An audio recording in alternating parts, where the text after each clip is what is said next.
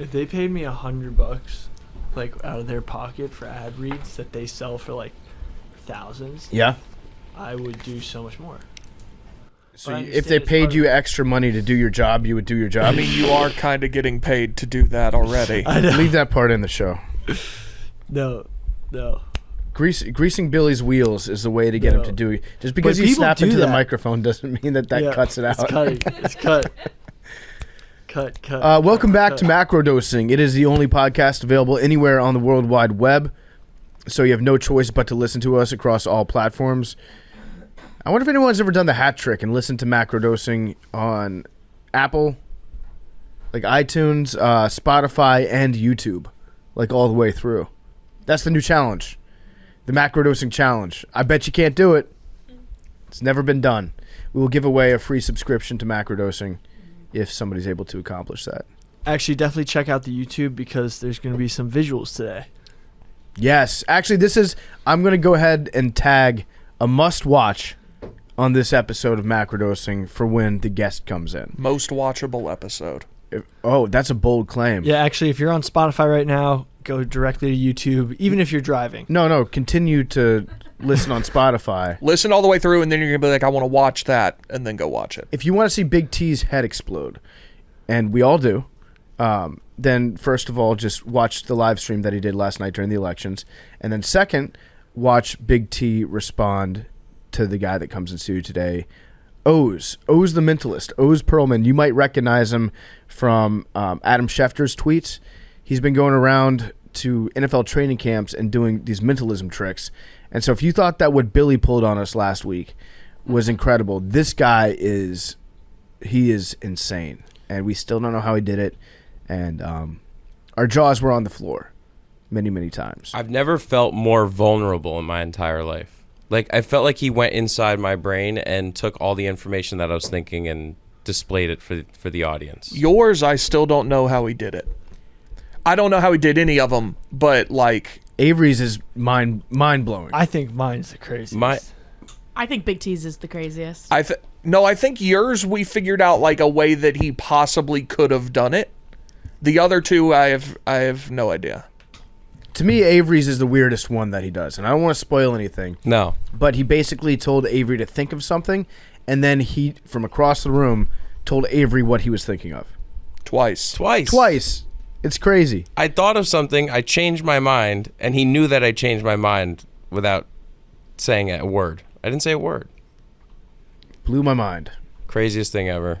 He's super legit. Like, if you have time to watch his other stuff too, but after you watch ours, he's the real deal. I'm really happy we got him on. We're gonna have to get him on again when Arian's back. Well, Arian is back, but like when he's back with us, when we get him on, get him in person. Yeah. This episode of Macrodosing is brought to you by our great friends at Game Time. I love Game Time. It's time to go back to hockey games.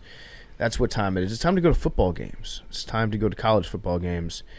And if you're going to games, if you're going to concerts, if you're going to shows, you're using Game Time. It was created by fans for fans.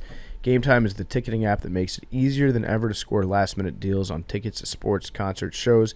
They guarantee the lowest price. So if you haven't given Game Time a shot yet, I don't know what you're waiting for. You guys are going to love this app.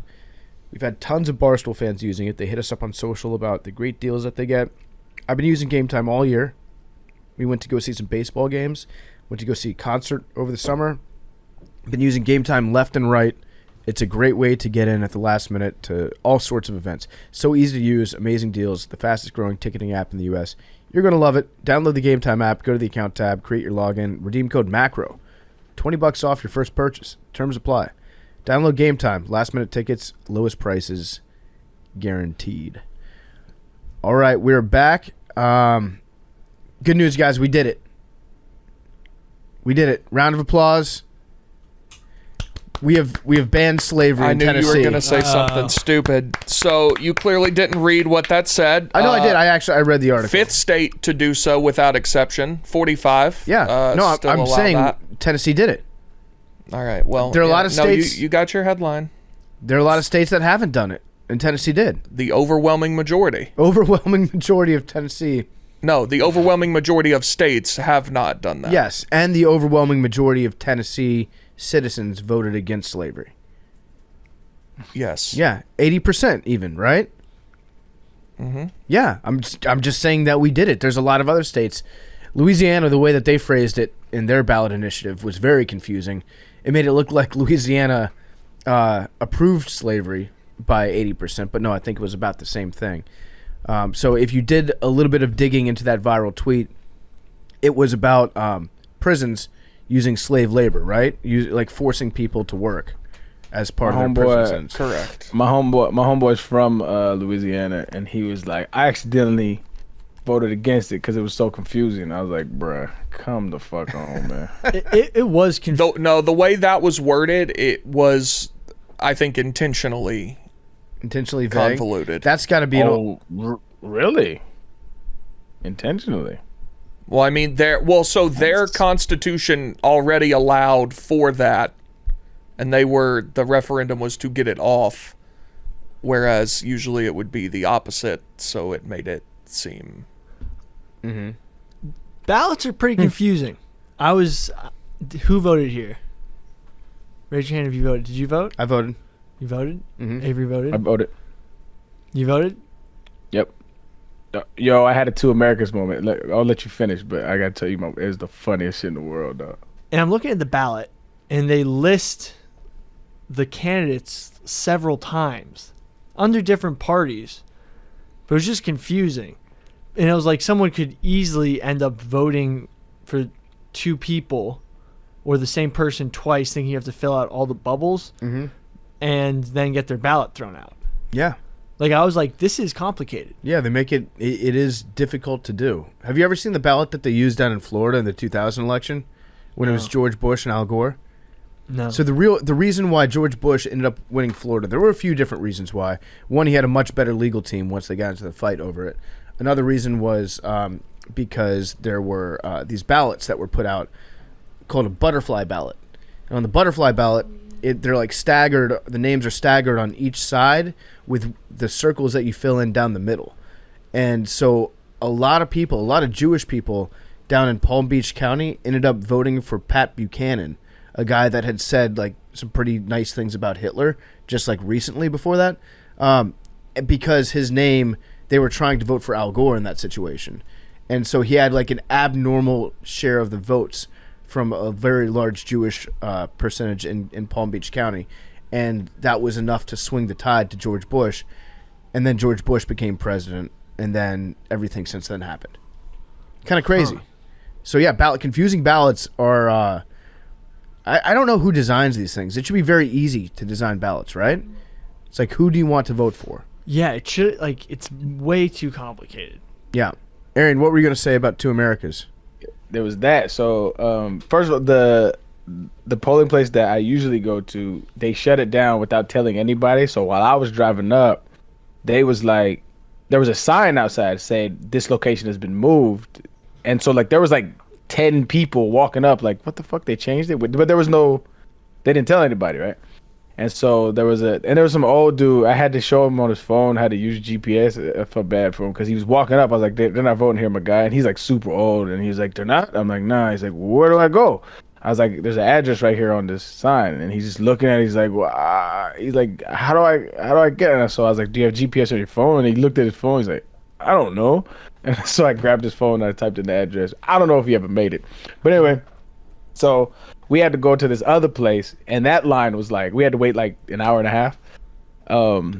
And as we walking up, is definition of Two Americas, right? This white dude comes out, and he's just like flustered, and he's going, man, it's just so confusing in there. It's just really hard to navigate. They have only two people. There's these long lines. There's these benches, and it's just the computers are all messed up, man. It's just really hard. And his wife comes out. He's like, all right, let's go.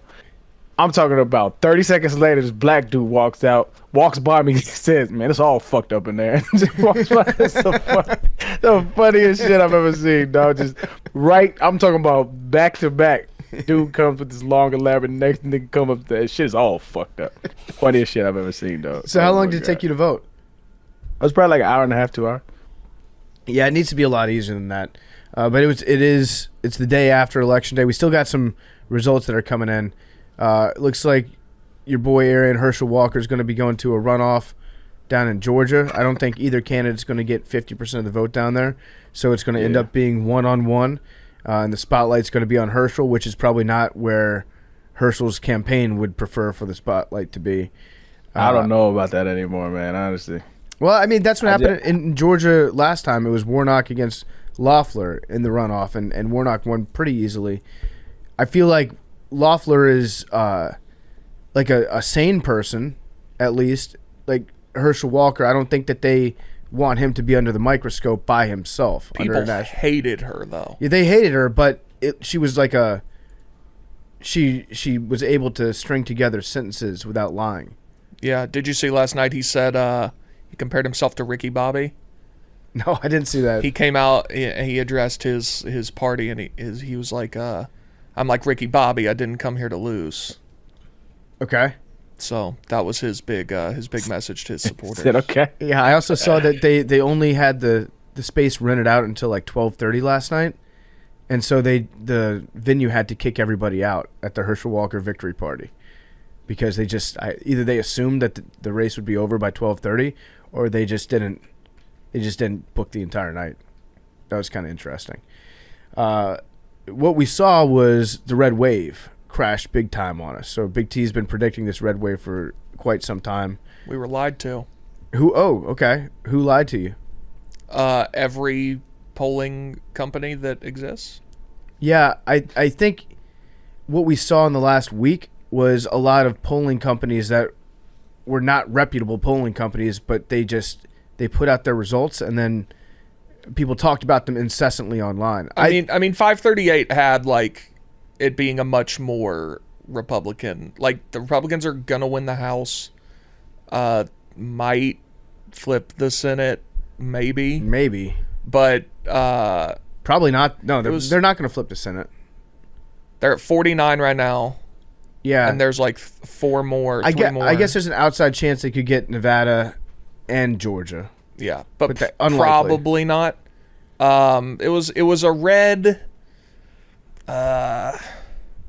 You know how girls put like little small sprays of orange juice into their mimosas at the top? Yeah. That's what it was.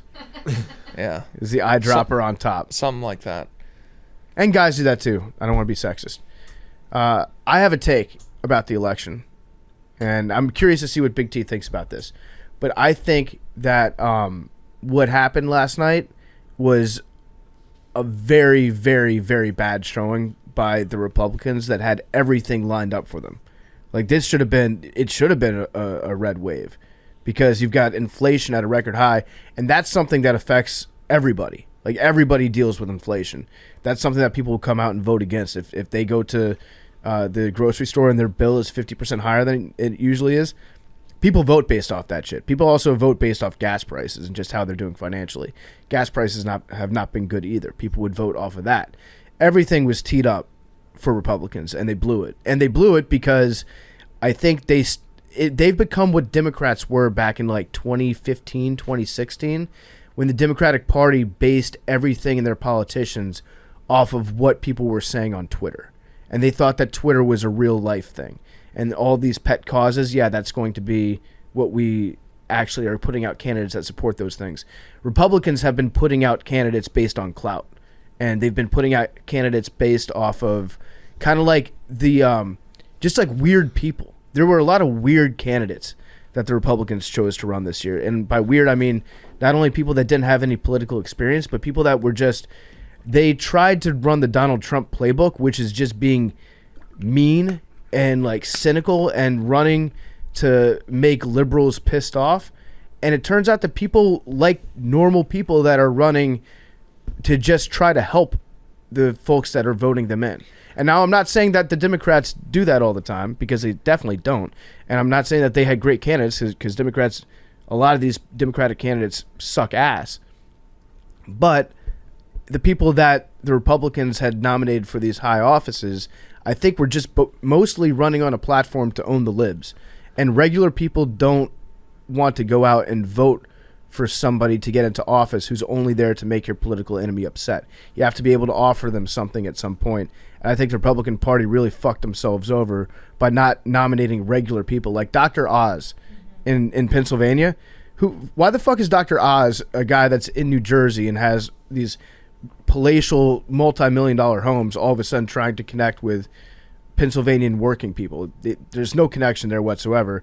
He was handpicked because he's a celebrity with name recognition. And he tried to get mean with it, and his opponent Fetterman, who you could make arguments against Fetterman, and definitely he was recovering from a stroke, and he's going to get better, that his doctors say.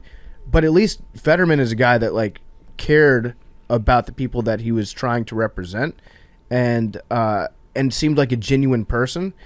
And when he had the stroke and he came back, you can have a conversation about like, hey, is this guy that's still recovering from a stroke, is he capable of holding office, or does he need more time to recuperate? But Dr. Oz tried to do the Donald Trump playbook, which was like, let's make fun of this guy that's recovering from a stroke. And I think most normal people that aren't online being trolls, most normal people see that and they're like, wait, I know somebody that's had a stroke, or like I know somebody that's been sick and how they're recovering. That's kind of a fucked up thing for a person to say about another person. I think that was a playbook that they tried to run, is just like, let's own libs no matter what. And I think by and large that fell on its face. And when you combine that with the Dobbs decision, with the abortion decision in the Supreme Court, and so many states putting abortion like on the ballots, I think they realize that like there's some people who come out and vote for candidates that will try to protect your personal rights, which should be a conservative position.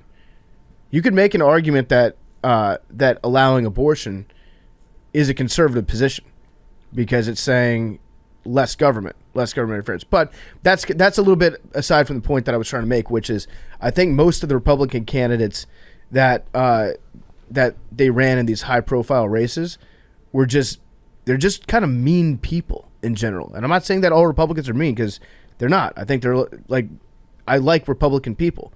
They're some of my best friends. They're some of all of our best friends. But I'm saying that the candidates that they chose in some of these high profile races basically just came out there to be like, fuck libs, vote me in, I'm epic.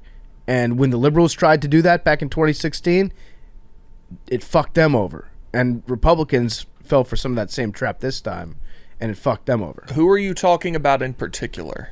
Of the candidates that are... Like Herschel Walker? Yeah. Well, Herschel... Okay, like he sucks. So I think, Herschel Walker, I think Dr. Oz is another bad candidate. Absolute quack. Absolute quack. Those two. But outside of that, I think the last thing you said had much more to do with it than anything. Mastriano, Zeldin in New York. Everybody was saying that Zeldin is going to be... I don't agree with that. I don't think Zeldin is under the same category as Dr. Oz. Yeah, I don't think that at all. I think he's a very flawed candidate. Well, I think that anybody that came too close to Donald Trump's dick and tried to suck it in this election. So that's different, though. I think Zeldin, that has something to do with it more than own the libs. Like, I think Zeldin seemed like a pretty likable guy. Okay, so I guess now he ran on mostly one issue, which doesn't always work, but I think it was he used like,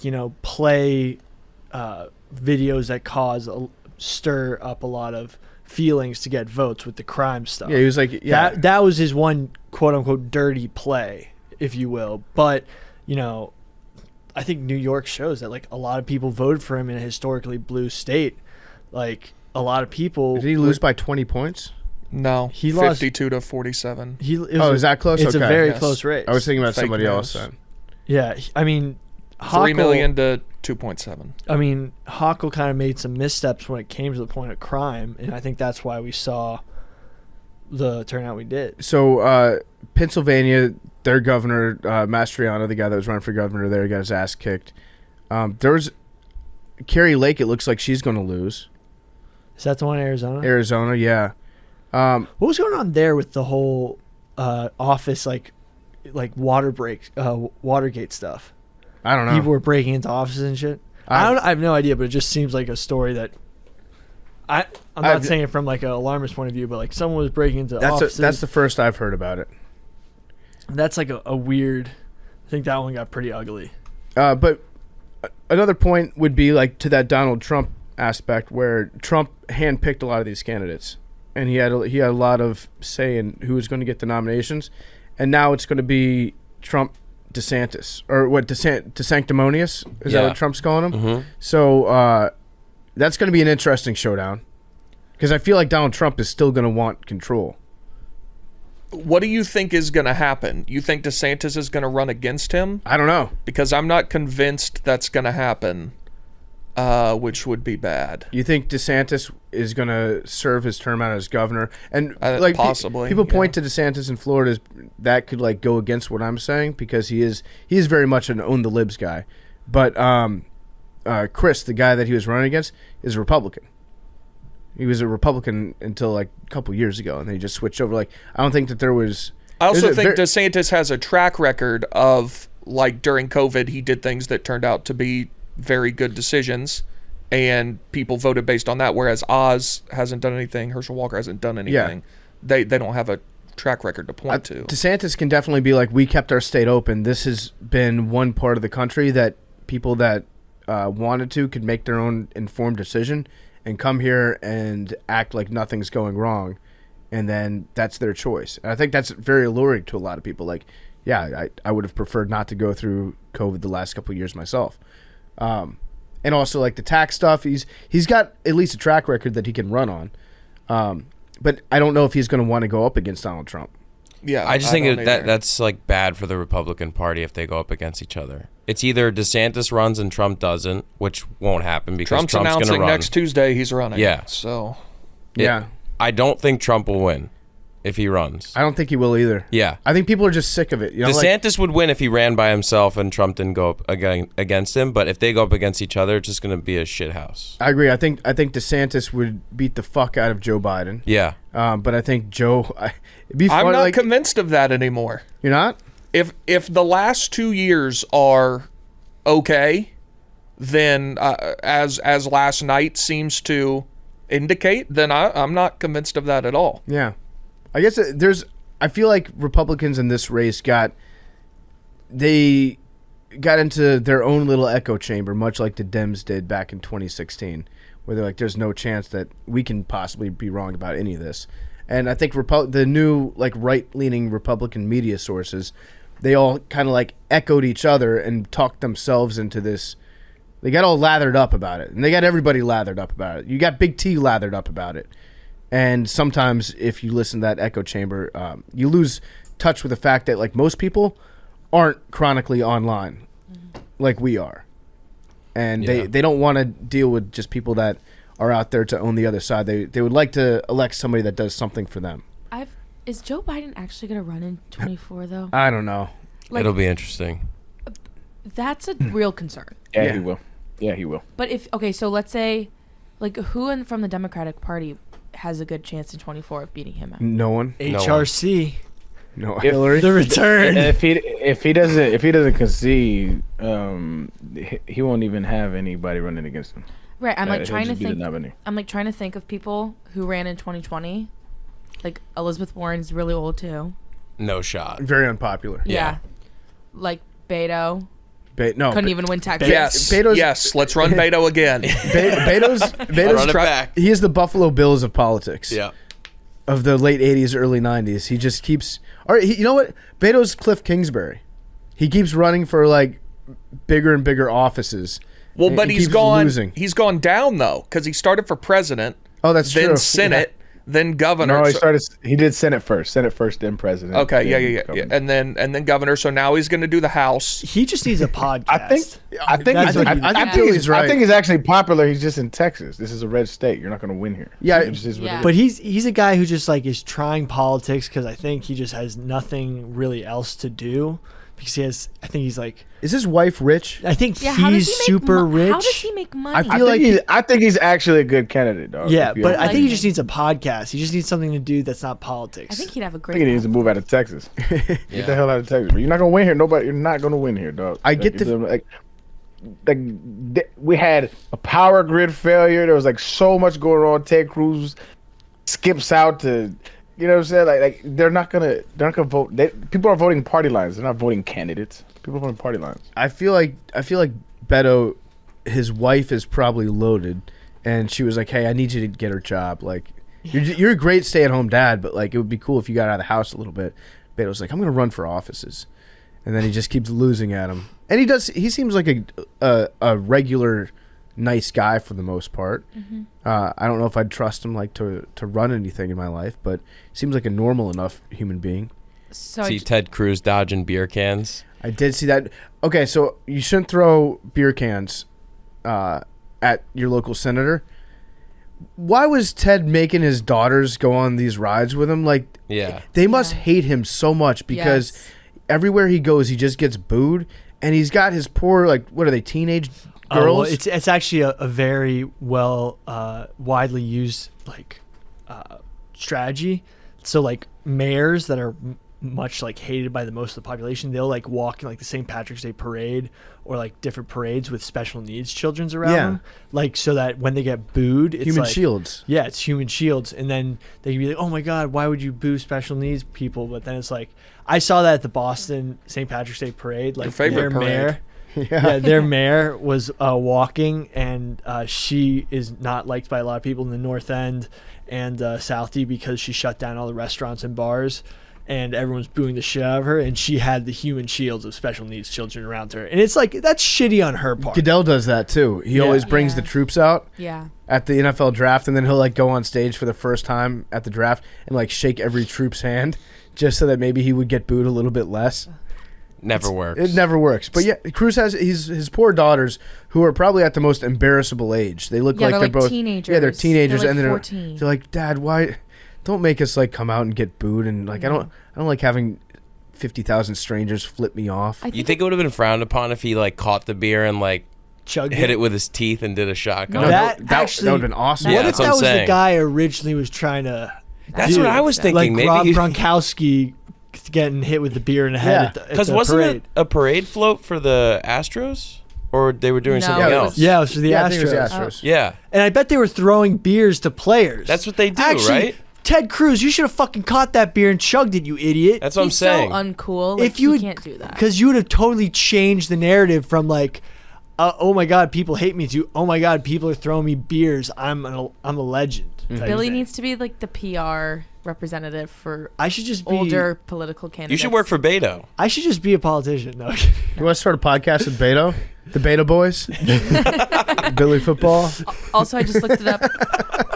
I don't know how they have it. Well, Beto was a district representative, so I don't know. It says they're millionaires, but it doesn't say how. But his wife went to the same alma mater as Billy.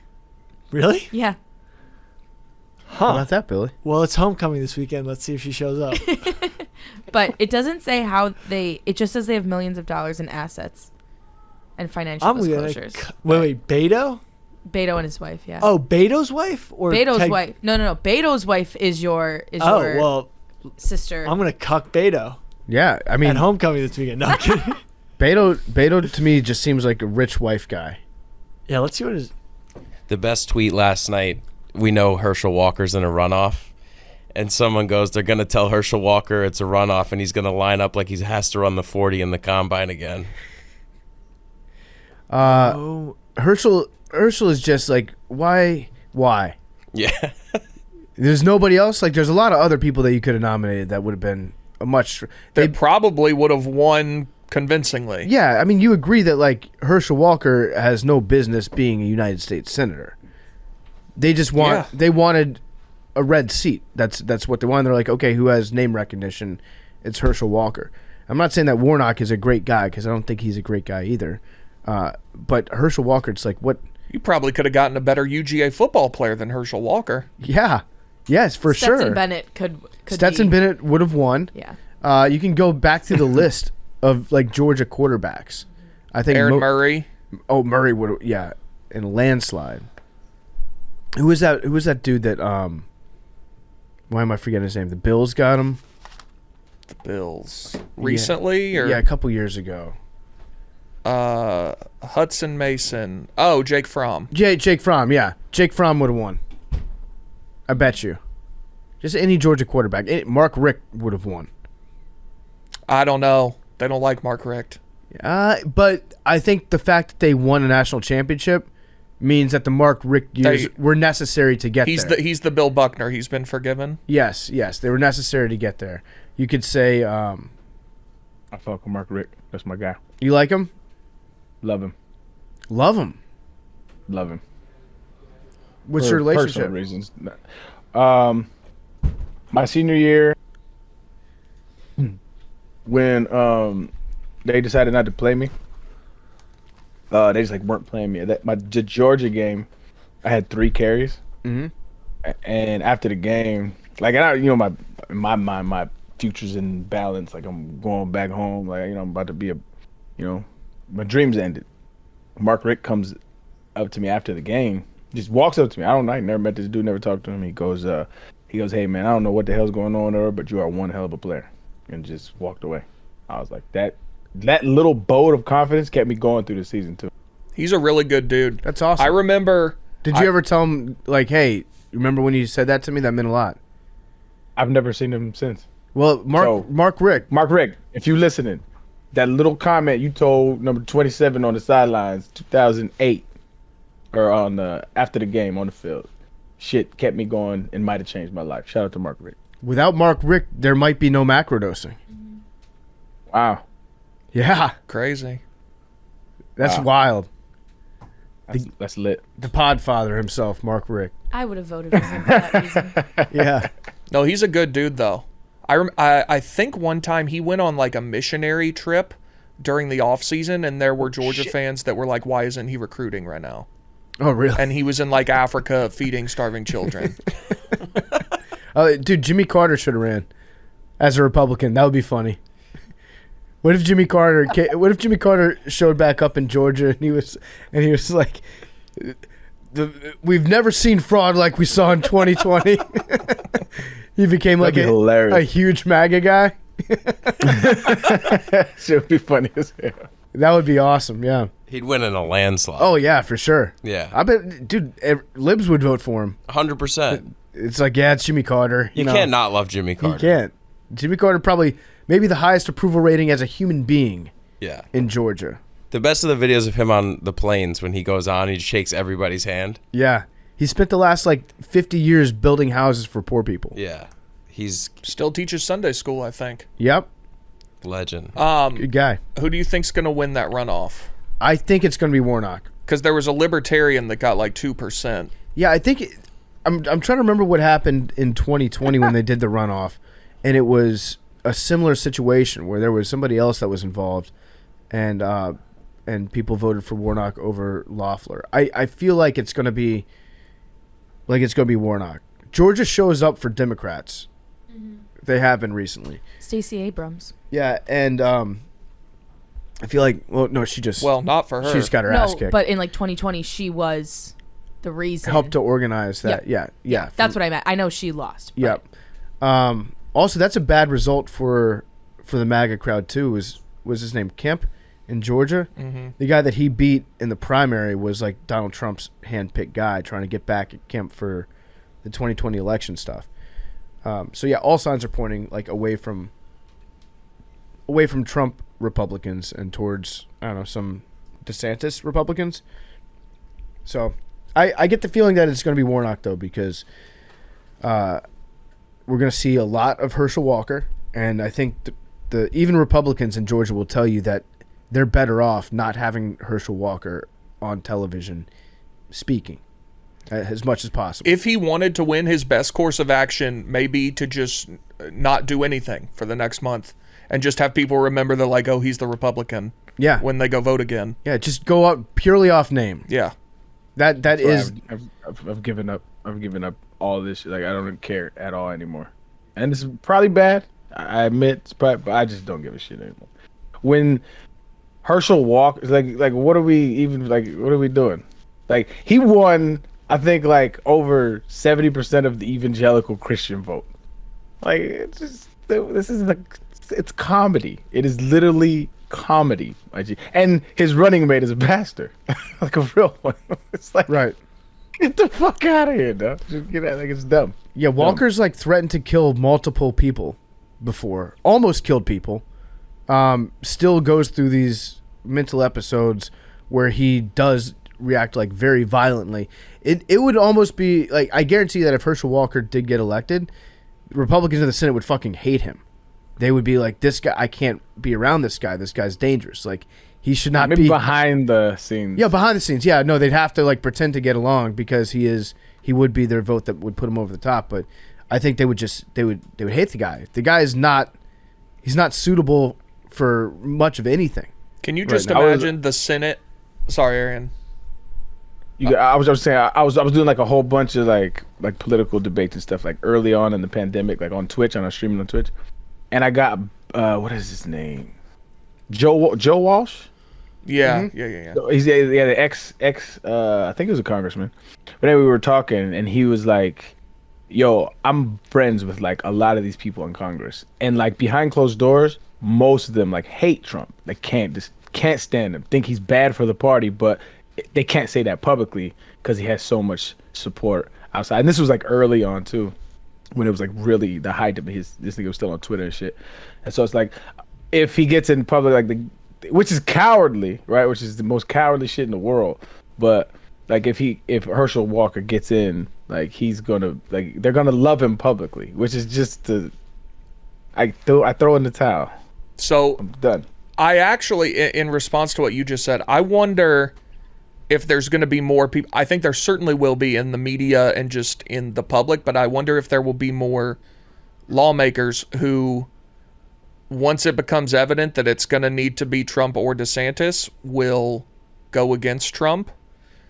I don't know that that's going to happen, but I could see a world in which that does, because I think DeSantis is an infinitely better chance to win. I would agree with that. But also, I was just going to say before that, can you imagine if the Senate is like 50-49 Republican and they need Herschel to be the 51st guy, and it's just a month of, I mean, that's insane. It's going to be wild. It's going to be crazy down there. I think a lot of people will want to disavow Trump from the right, but the problem with that is you got a couple problems. One is they don't want to get a mean tweet from Trump. Or I mean truth, whatever he's on right now. They don't want to get truth to death by Trump. Number two is they're afraid to a certain extent of his base. They don't want to get harassed. They don't want to get people calling them rhinos, that sort of thing. They don't want to lose favor with the people that could maybe one day make them even media stars. If you're that type of person that's running for office that wants to have a future in television or radio, you need Trump's base to be successful at that. And then the third reason is because once you go against Trump a little bit on the right, you expose yourself big time to anybody that will come up and say, well, I'm the Trump candidate. And then all of a sudden you've got a challenger that will probably beat you, but then depending on where you're located in the demographics might not end up being a great candidate for the general election. I think all that changed in the last 24 hours, though. You think so? Yeah. I mean, we just got done talking about the Trump candidates lost. So that's no longer a threat to a Republican who would want to go against that. So it's more like they're afraid of the mean tweet and just like falling out of favor. I think that's out the window now too. I don't think Trump is scary to a Republican who would want to go up against him anymore. Now, does Ron DeSantis want to jeopardize his political career possibly and risk losing to him? I don't know. Yeah. But in terms of being scared of Trump, I think that's over now. I think what we might see is people, Republicans in Congress, behind the scenes, helping out some of these investigations into Trump that could lead into him possibly being indicted for something and then not being able to run for office. I think if you gave whatever the truth drug is to everybody in Congress and said, do you want Donald Trump to be able to be in power again? I think an overwhelming majority of them would say, no, we do not. And we would do anything to keep him out, but we're going to pretend to support him because they're in a place politically where they have to. And so if you get to that point where they have a way to like go behind his back and make sure that he can't get into office, I think some people would start to do that. But that's what I'm saying now. I don't think they have to anymore. I think we have empirical evidence now that DeSantis just thumped Charlie Crist. Yeah. Rubio won pretty convincingly, I think, too. Mm-hmm. And then the rest of the candidates who followed the Trump playbook and were endorsed by him, this, that, and the other, did poorly. Mm-hmm. So I don't think there's a fear of Trump anymore. Trump would sabotage DeSantis. Yeah, it would be bad for Republicans if both of them were running against each other. Yeah, they'd eat each other alive. Amazing. It would be... That would be amazing. But then, what do you think about Ron DeSanctimonious, Arian, as the nickname? We were talking on... I was there for that. Oh, you were there for that. Yeah. I got a couple of people giving me feedback about that. Wrong DeSantis is another good one that he could use. Ron DeSantis. Oh yeah, DeSantis is a good one too. So yeah, we'll see. We'll see what old Donnie Trump ends up doing. I think he's definitely going to run though. Yeah, yo, to switch gears a little bit. Have y'all? I got caught into a wild YouTube hole like last week, and I've just been getting it in my algorithm every now and then. And I'm knowingly clicking on these videos because they're wildly entertaining. It's sad as shit, but it's very entertaining, and I can't look away.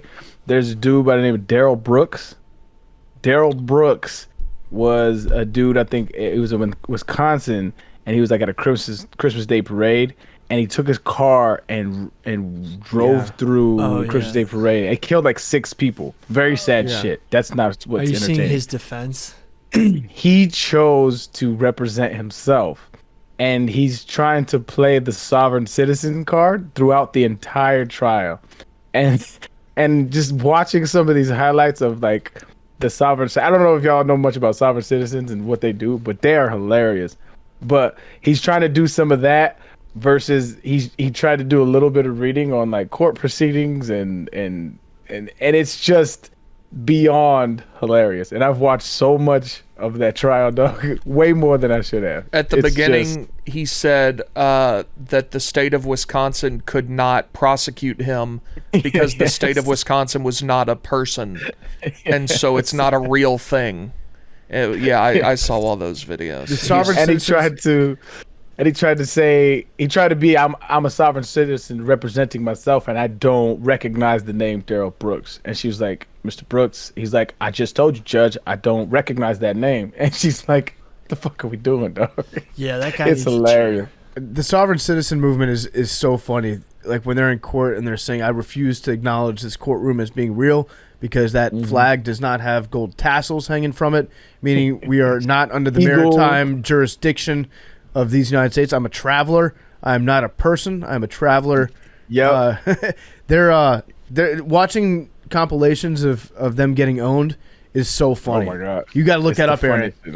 No, I have. It's the funniest shit in the world. Yeah. That guy he would say bad dude. say it's super like just I feel bad laughing at shit because of the expenses of why he's there, but it's just so entertaining. I can't stop. I can't look away. Like he'll like she'll say something to me and he'll be like, "Is that lawful law, Judge? Under what lawful law?" And he's like, "What?" He said, "Give me a case. Cite me a case." And she's like, "I'm not giving you legal advice in the middle of a trial. Like, would you just stop this?" And he just keeps going, but he thinks he's doing something, and it's just I can't look away. I don't know what it is, man. Yeah, the sovereign citizen movement it's very funny. Although they are very good at getting out of speeding tickets. I'll give them credit. There's an entire community of sovereign citizens that exists basically just so that they can speed and not ever have to face any repercussions for it, which is funny. And they give each other checkpoint ones too. The checkpoint ones. Yes, they can get away with that one as well. Yeah, those guys are funny. Where they give each other advice online. It's like, here's how I got out of this speeding ticket, and they go online and they basically annoy the judge until the judge just finally either makes a mistake or just agrees to like say whatever they can to get them the fuck out of their courtroom. So those guys, yeah, the guys that just like basically gave themselves law degrees in like 1700s maritime law in order to be able to speed without having to pay fines. Those guys rock. So congratulations to them. But this guy fucking sucked. The Daryl Brooks guy. Yeah, he's a piece of shit for sure. He was found guilty, right? Yeah. His sentencing is on the 16th and 17th, I believe. Do they have the death penalty? I don't think he's gonna get that. I'm not sure. You want to kill him, Billy? It was pretty fucked up. He killed a bunch of kids. He did, yeah. I don't think he's one of those guys who can ever really can't be reformed. But anyway. Yeah. I don't know about the death penalty, man. I mean, that's sad, but I can't. So killing somebody to kill somebody makes no sense to me. I was reading up about the death penalty the other day. That's what I do sometimes. Just find weird subjects and just start reading about them. I think the estimates are that 6% of people, 6 to 10% of people on death row are innocent. Mm-hmm. That sucks. So that means that we've killed probably hundreds, thousands of people. That's why I don't think that's my main reason for not thinking it's cool, because if we kill one person that's innocent, it's not worth it. Also, it's way more expensive to actually get them actually killed than keeping them in prison for their life. I finally reached a point in life where I can admit that I am 100% against the death penalty, except if it's Dan Snyder, in which case firing squad. And the DC Attorney General is announcing a press conference tomorrow about a major break in the Dan Snyder investigation, and I want him to go to prison, and I will visit Dan Snyder once a year. I'll go visit him. Me and Dan will talk, and he'll take me as a guest because he'll get lonely because his family will disown him because even they don't like him, and so I'll go visit him once a year. We'll have a little talk.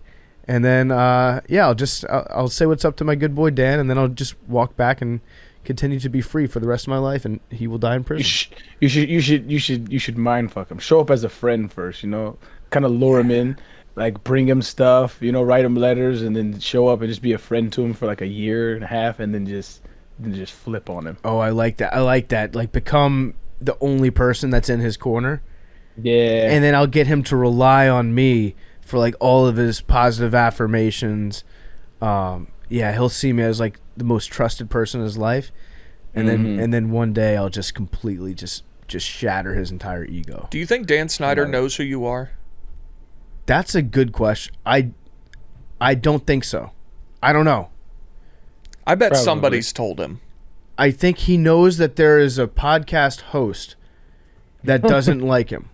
I think that's what he would probably believe, because I feel like most people that are high up in the NFL are at least like aware of the fact that there's a podcast called Pardon My Take. I don't know if they know the name of the podcast, if they know the name of the hosts, if they know which teams they root for, but I feel like at some point somebody would have had to tell Dan Snyder that one of the hosts of a big podcast doesn't like him. I could see that. What do you think he knows? No, yeah, I think something like that. Somebody's probably told him, like, there's this big podcast and a guy on it is a Commanders fan and wants you dead. Wants him dead?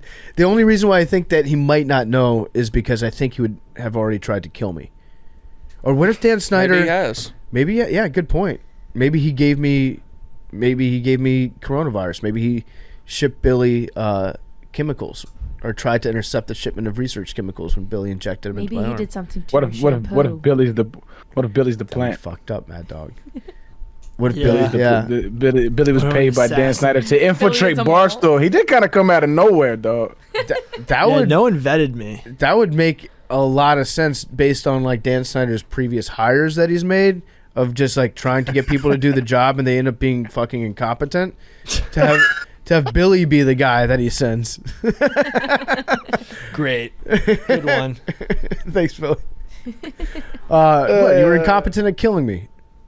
Okay. Yeah. I think that he... You know what? There is a chance that Dan Snyder has sent like a private investigator to you after look me. At you. Yeah, to follow me around. I think that's... If he does know who I am and knows the extent that I've gone to try to get his ass thrown in prison and removed from the football team /Commanders/Redskins, I think there's a chance that he would have had me followed at some point, and he'd be like, "We've got some dirt on this PFT fella." Don't you think? He eats a lot of soup. He goes he goes to work every morning, and then he goes home, and then he just watches TV for 5 hours. So that's the dirt. What was that? Billy just gave a look like you've got dirt on me. Little Miley Cyrus shrine at your house? That's kind of weird. Yeah, Billy, I've got a Miley Cyrus shrine at my house. I mean, I've seen it. Yeah. It's right next to your in-window AC unit. Yeah. That's true. I'm broke boy. The dirt up PFT. It's one of the nice. It's the top of the line, though. What, the window unit? Yeah. It's 14,000 BTUs. Yeah. I don't have a frame of reference for that unit of That's a lot of measurement. I'm not but- fucking around. That's what that means. No, I can It's imagine. that 14B What's Tomcat. 700 square feet and you're using 14,000 BTUs? I think it's a little bit more than 700 square feet. What is a BTU? What is that measurement? It measures how much cooling capacity that a window unit has, or just any sort of air conditioner has. So it measures how much heat they can take out of a room and replace with cold air per square foot. Looking up what one of these bad boys costs. So 1400. if you're looking at like a normal sized bedroom, you're probably in the probably like 10,000 BTUs is what you're looking at there. I'm looking for 14,000, not 1,400. Yeah. I think it's 14,000, yeah. And then if you're looking at a like a big bedroom, 12,000 BTU should do the trick. Oh yeah, no, these will run you. Yeah, no, that checks out. Yeah. What are they looking at, Big T? What's the going rate? I'm seeing 2,800. What? What? No. That's no, 20. That's a 24,000 BTU. I'm seeing. Yeah, you're looking at like a mini split system at that point. I'm seeing around 1,000. No, not a You know a thousand. lot about like air conditioning units. This is I used to sell air conditioners.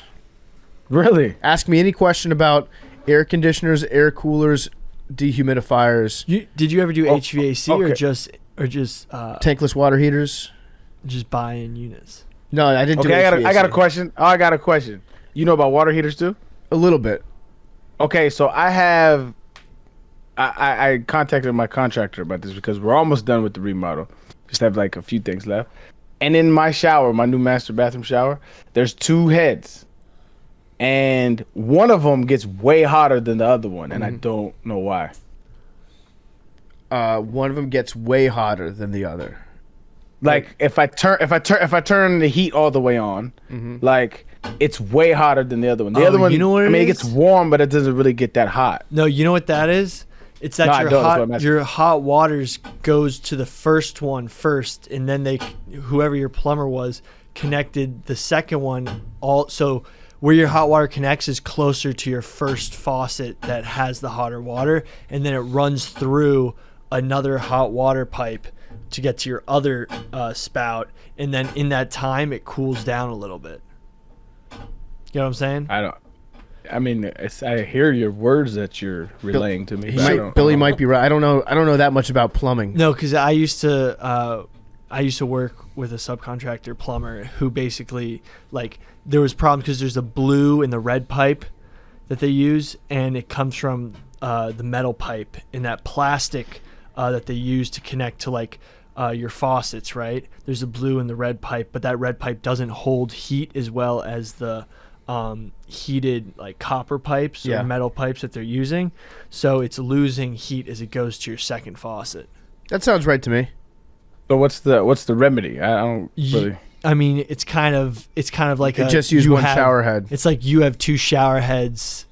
Like, we're not going to put two connecting hot water mains close to both of them because that's like probably. But here's the thing though. Here's the thing, is when we remodeled the bathroom, we didn't change the piping or plumbing exactly because I had two shower heads before though, and I never had this problem. Huh. I don't know. I know. Yeah, it's tough. Maybe just sack up. It's a first world problem. Yeah.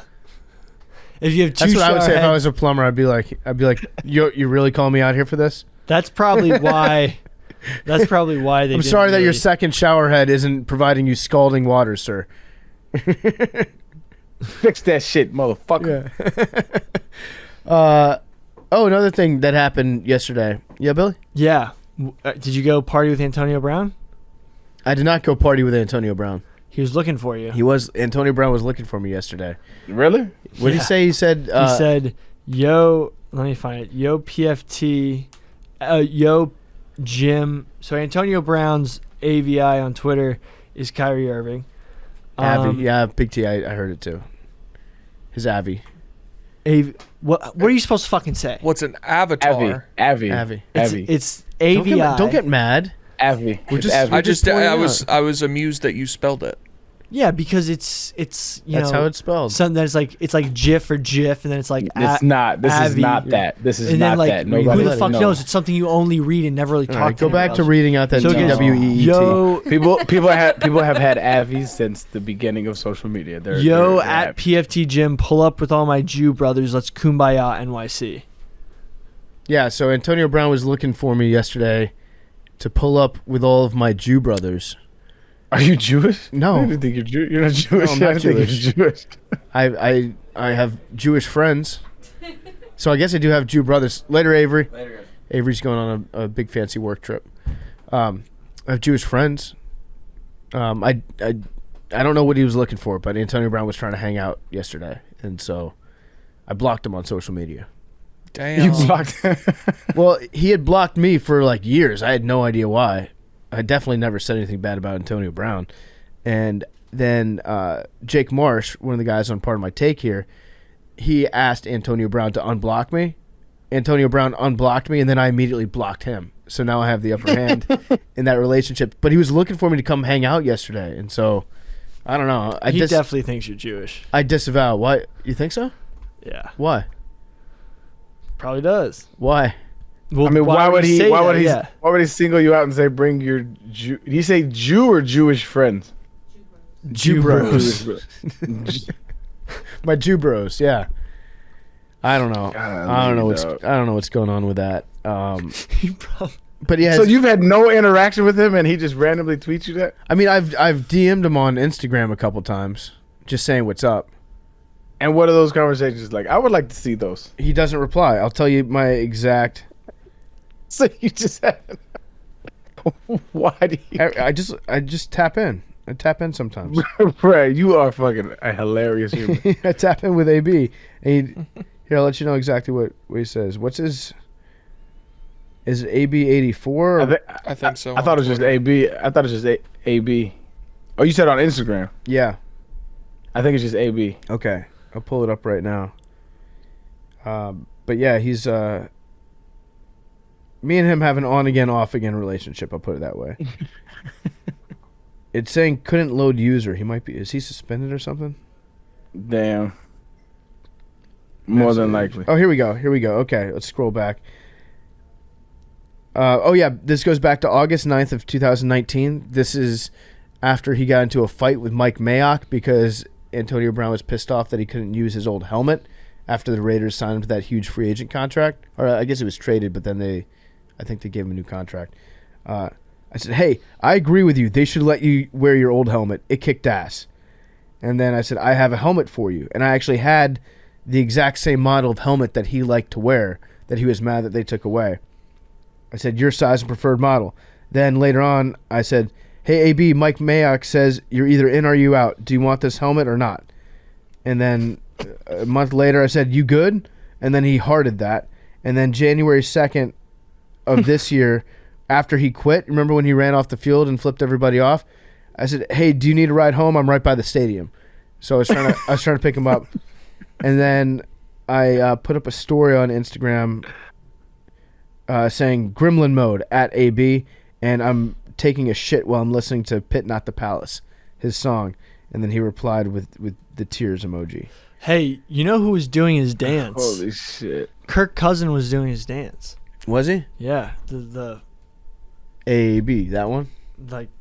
Dude, switch Kirk Cousins. sides. Kirk Cousins is a thug. You think Kirk Cousins is? Arian, have you seen any of this thuggish behavior that Kirk Cousins has been up to recently? I was at the barbershop this morning and I seen him on I think it was Undisputed. He just put on a whole bunch of niggas' chains. Yeah, he's been doing that after every game. Wearing chains on the plane ride home, listening to rap music, doing the AB dances. And he's super Christian. Yeah. Yeah, he definitely is. It's not very godlike. So Kirk Cousins, my honest take on Kirk Cousins is he's an extremely nice, likable person. Yeah, he probably cool as shit. He's awesome. He's great. It sucks how nice he is, and I like him. And every time that we talk to him, I try to hate on him. I try to make fun of him a little bit, and he's just so nice. It's like making fun of Ned Flanders, and he's just, it's impossible. It's impossible to actually have any hate in your heart towards the guy, and that makes me hate him more, is that he's so good at not being hateable. You know, like he'll laugh at everything and be like, "Hi, that's a good one. You guys like to make fun of me a lot, and it sure tickles my funny bone." I'll be like, "God damn it, dude, come on, just like get mad a little bit at me." So I really do like Kirk Cousins, but it's become like fun to try to hate him through his niceness. That's how jaded I am too, though. Anytime there's somebody like that who's just like good old all-American guy who just is too good, I think something's wrong. Like he's hiding something. That's just where my mind automatically goes, and it's probably a me thing for sure. No, I think that happens. That's true more often than not. If somebody doesn't have a vice, then they have a very bad secret vice. I got a DM. I think I know. I heard allegedly Kirk Cousins is a bad tipper. No. I heard No.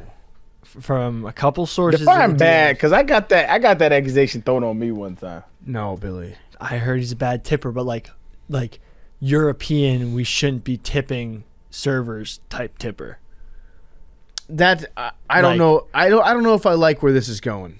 Like doesn't believe in tipping type tipper. That's just what I heard.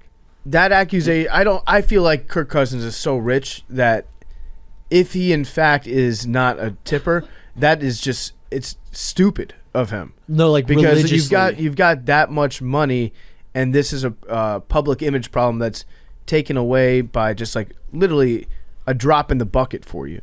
You're stupid if you have that much money and you don't tip well. I don't know if it's true. I gotten DMs about Kirk Cousins not tipping well. I don't know if it's true. Okay. This is just allegedly. Like multiple? Yes. The Minneapolis servers are hitting Billy's DMs. Yeah. So. Speaking of people that don't get paid that much money that should make more, I think was it Iowa that raised Nebraska, I think. Nebraska voted to raise minimum wage to $15 an hour from $9 an hour yesterday. And I think that affects like 20% of the population. So that's cool. That's lit. New Mexico voted to make universal pre-care a right. Congratulations, New Mexico.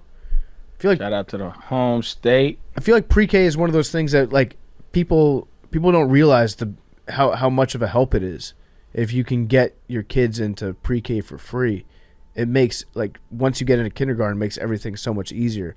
Kids that go to pre-K do so much better in school. It's like, it's a crazy stat to get them started that early. So that's good. Love it. They said 28% of children under the age of 5 in New Mexico lives in poverty. So that's a very poor state. So that's huge, though, to get like that 28% access to pre-K. Project, baby. That's where I'm from, baby. That's like a big part of the population. 28% is a lot. Mm-hmm. So that's cool. And then the other thing I want to talk about before we get into Magic is it kind of goes back to what Billy was talking about with AB and his AVI being KYRIEIRVING. Kyrie Irving. So Kyrie Irving got suspended for 5 games, and they're putting him through like a 6-step program to come back. I think this is like when Riley Cooper had to go seek treatment. You remember that? When he went to treatment after that video came out of him yelling the N-word. They're putting Kyrie Irving through like a 6-step treatment plan before he's approved to come back. And I don't know what that means. I don't know what one of the steps of the treatment is just like meeting with Adam Silver and talking about it. Can you refresh me? What did he do? He shared a movie? Kyrie Irving? Yeah. Yeah, so he shared a link to a documentary that was produced by the Black Hebrew Israelites, or somebody that consider themselves to be a Black Hebrew Israelite. And they believe that, and Arian, I think you know a little bit more about this maybe than I do, but my understanding is they believe that black people are the original Jewish tribe, and that I'm sorry, go ahead. I was just going to say that American Jewish people and modern Jewish people have taken over, they've lied to the world, stolen the identity of Jewish people, and they're actually imposter Jewish people. and they use their network and their connections with each other to suppress black people in order to build themselves as fake Jewish people up. That's what I believe. I think they believe. It's a little more. Yeah, it's the crux of it. Yeah, there is some biblical reference to it, albeit their interpretation. But the 12 tribes of Judah, they interpret as the people, and so black folks in America is one tribe. Puerto Ricans are one tribe. There's 12 of them, and if you're of that descendant, then you are the true Jewish people. And they say, yeah, the Jewish people of today have lied and have conned their way into making people believe that they are Jews. And so there's a lot of implications that go with that. This is not something I even get close to subscribing to, but I understand their rhetoric because I've spent so much time listening to them. So yeah, it's getting more and more popular within the black community. I noticed it a while ago when I ran across like a lot of the circles, because like what is that corner on I think it's somewhere in England, I believe, but it's like where they sit on a corner and they just debate religious views. Oh, the square in Oxford. I think that's what it is. We got to send Billy there. But there's something like that has been in New York City for a very long time, and basically it's like the Black Hebrew Israelites, they debate. What are they called? I forget what they're called, but it's basically people who believe it's like Semitic stuff, or I'm sorry, Hamitic stuff, where it's like based in Egyptology, stuff like that. So they go back and forth, but they've been doing that for a very long time. And the Black Hebrew Israelites have been gaining popularity slowly but surely within a lot of the entertainers and in our community. So like Kendrick kind of, I don't know if he identifies, but he drops little gems every now and then about being a Black Hebrew Israelite. It's wild. Speaker's Corner. Yeah. Speaker's Corner. Yeah, so there's several in England. One is in Oxford, where a lot of the students there debate people from Cambridge and stuff.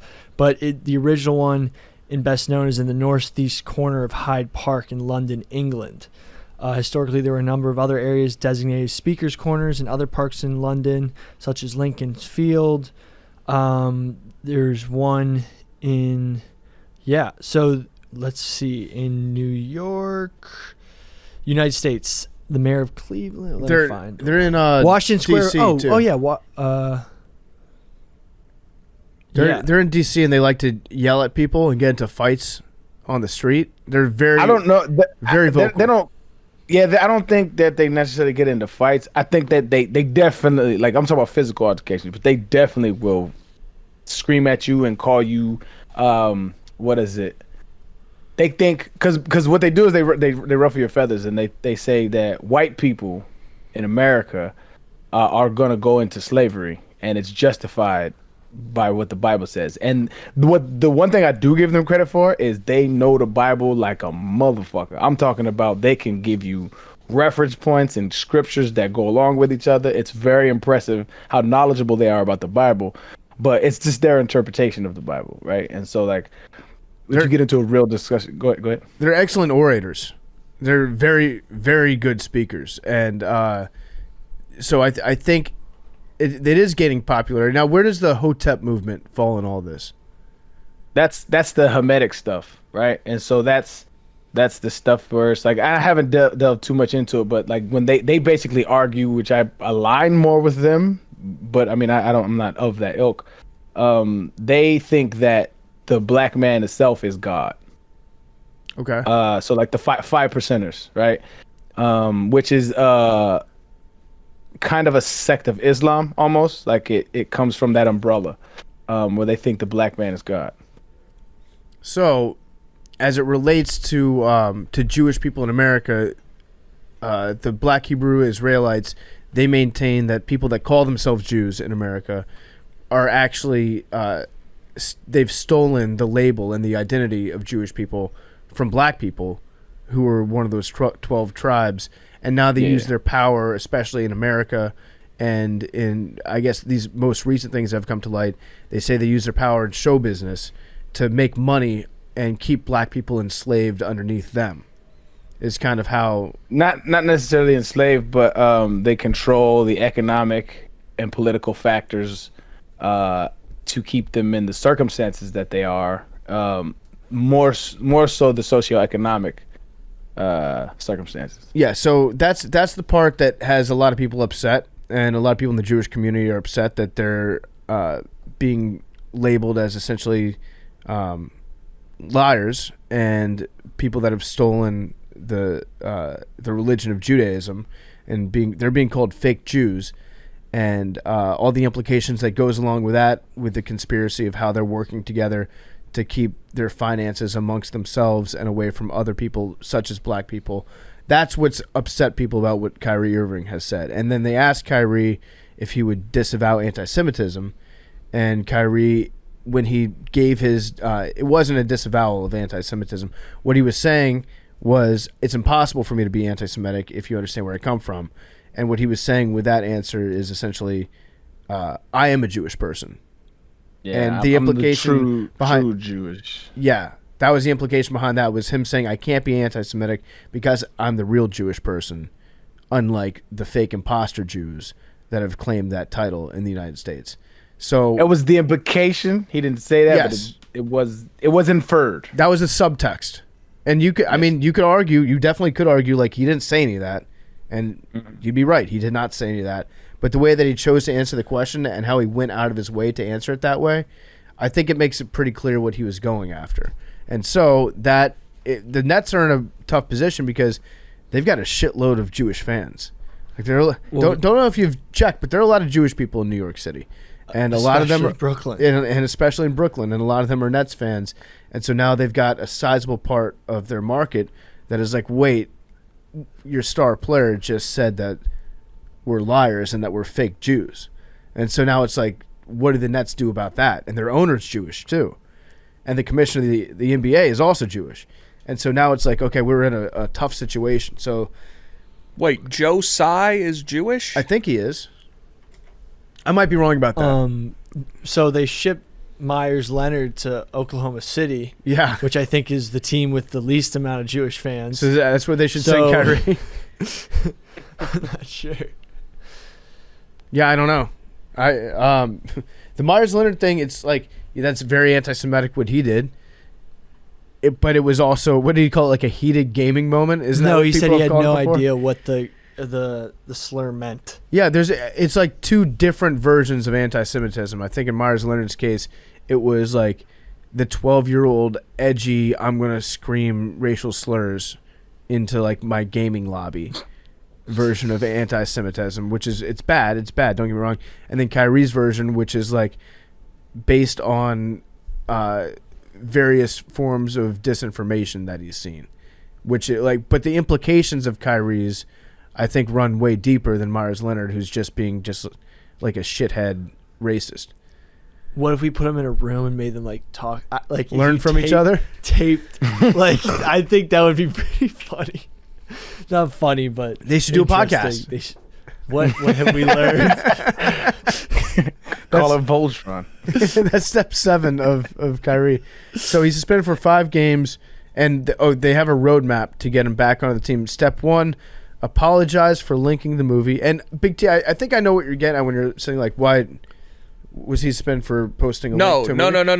No. That's very problematic what you just said. That is not what I said. I genuinely did not know what he had done. I was asking. No, because I was gonna say it's a no. You just tried to put some like very bad shit on me. I was about to say it's a fair question to say, like, I genuinely did not know what he had done. That's fine. All I see is this conversation about Kyrie. I never even saw what started it. It's hard to understand. Get in front of that shit. Yeah, it's hard to understand. No, yeah, you don't put that shit on me. Okay, that's fine. That's my mistake. But what I am saying is, like, at what point does the NBA have a right to suspend a player or take their contract away or whatever the case may be for something that they post on social media? I don't think that there's like a That's an evolving question at this point, isn't it? Free speech is $8. So $8. Yeah. The thing is, a lot of this belief system that he has is crazy historical fiction. Because part of that movie had a part about Hitler, like before he shot himself, confessing that he knows that the real Jews are in America, and like a whole quotation that they attribute to Hitler. Yeah. That is just like the wildest thing ever. Like the biggest spin zone historical fiction twist that could ever happen. Yeah, so the Hitler quote in there, the Hitler quote that was in the documentary was saying that that like Hitler loved black people. That's why he was trying to get rid of all the Jewish people, but then also that the Holocaust never even happened. So it's like combating historical inaccuracies. Yeah. So they can't even get that story straight. That's wild. But their whole belief system is based on an interpretation of the Bible, and I was in Seattle, and I have been watching them for years, and it was my first time running into them. And so I was in Seattle. We was on motorbikes. I was like, I gotta stop and listen to what they're saying. And we ended up talking for like 40 minutes, and he was like on my side because like they like you if your father is a descendant of one of the 12 tribes of Judah, they feel like it's their obligation to like save you. So if your father's black, Puerto Rican, African, like whatever the case may be, the 12 tribes, they're trying to save you.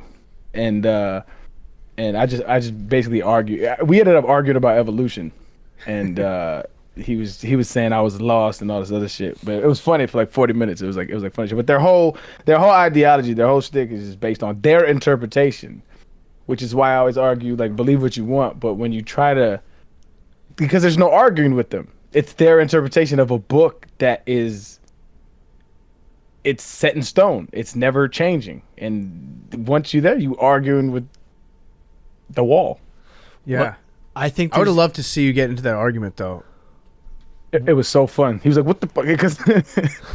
Because when my shorty came back, she's like, "What the fuck? Why are you guys talking about dolphins?" When she pulled up, he's like, "What the fuck is it with you and dolphins?" That's what he said to me. She's like, "What are you?" She's like, "What are you guys talking about?" And I had to explain. So we was talking about evolution. He was with you and dolphins. Arian, because you love verbally jousting with people. It's like your favorite thing. It's the funnest shit in the world. It's like sharpening your own sword, though, right? Because he might say something that's like, I can't intellectually defend my position. Mm-hmm. But that wasn't the case. But he was saying, because like somebody there was gay, and he was like saying you're an abomination, like and I was like, and so he ended up saying, I was like, why is homosexuality a bad thing? And he was saying it's not normal, and I was like, well, define normal. And he was like, it's just not what God wanted. I was like, well, God made animals gay, plenty of them.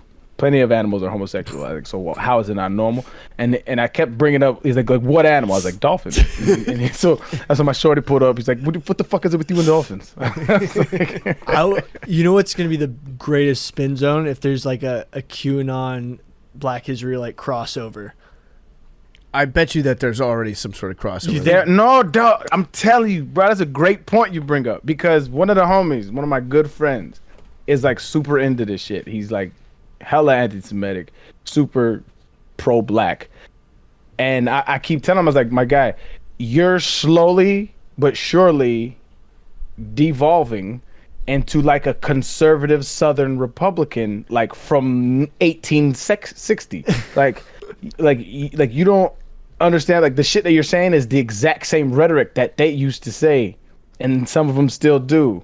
And like I try to show him, like, that's a great point you bring up, because like it's a lot of the same messaging, anti-Jewish, anti-homosexual, a lot of things that we've progressed past, so to speak. They think it's an abomination. It's wild. That is wild. All right, so we'll be staying tuned to what happens to Kyrie and his 6-step program to get back. Was the 500,000 good? Did he have to pay that, or is that just what he did? I don't know. I think him and the owner of the Nets came to the conclusion that they would do that themselves. Oh, I don't know. I don't know what I don't think that there was any like details on how they arrived at that number. But it's gonna be wild seeing what happens with him, because he seemed way more than $8. Yeah, $8. So $8 a month. Elon Musk just did a Twitter space, and he's actually thinking about turning Twitter into a financial website. So he's got a payments vision for Twitter where users can link their online bank account to Twitter. Then the company will offer extremely compelling money market accounts to get extremely high yields on balances. And you can add debit cards, etc. to that. What does adding your bank account to Twitter do for you? Did you miss the part about how they would offer compelling money market accounts to get extremely high yield on your balances? He's talking about turning Twitter into a bank. Yeah, this guy. So, Elon is a brilliant guy in some regards. I'm going to say something that's completely speculative because I've talked about Elon's like how I think he does a lot of like Adderall, and his brain goes in 1,000 different directions. And he never sleeps, and it's been some of his Adderall usage has been documented. I think he's on a lot of drugs. I think Elon's fucked up on something because he's a brilliant dude, but he's like going through a midlife crisis. How some people would go through a midlife crisis and, like, I don't know, get divorced and buy a sports car. He did that, but with Twitter. And I think he wants, I don't know. I think there's something up with Elon right now. Arian, are you verified, or are you just verified now? I saw something about that. So they put like an official if you pay the $8, right? Oh, I don't know. I think that some people get verified even without paying the $8. So I'm looking at your profile right now. You are not verified. You're just verified. What are you? I think I'm just Let verified. me check. I don't think I have official next to my name. Macrodosing isn't even verified. We're not official? No. Barstool Sports is, though. Okay. I'm assuming it's accounts that were already signed up for Twitter Blue. That's probably it, yeah. Is what got that. What is Twitter Blue? Twitter Blue gives you 30 seconds to review a tweet before you post it. I think you can edit tweets, and it comes with certain articles. Like if you click through Twitter on articles, it gives you free articles. I got it just for the Twitter review thing, so you don't, like, I shoot from the hip a lot. I need like a editor. Wait, so you have it? Yeah. Oh, so then we should go to yours to see if I don't think I got it. PFT is not double official.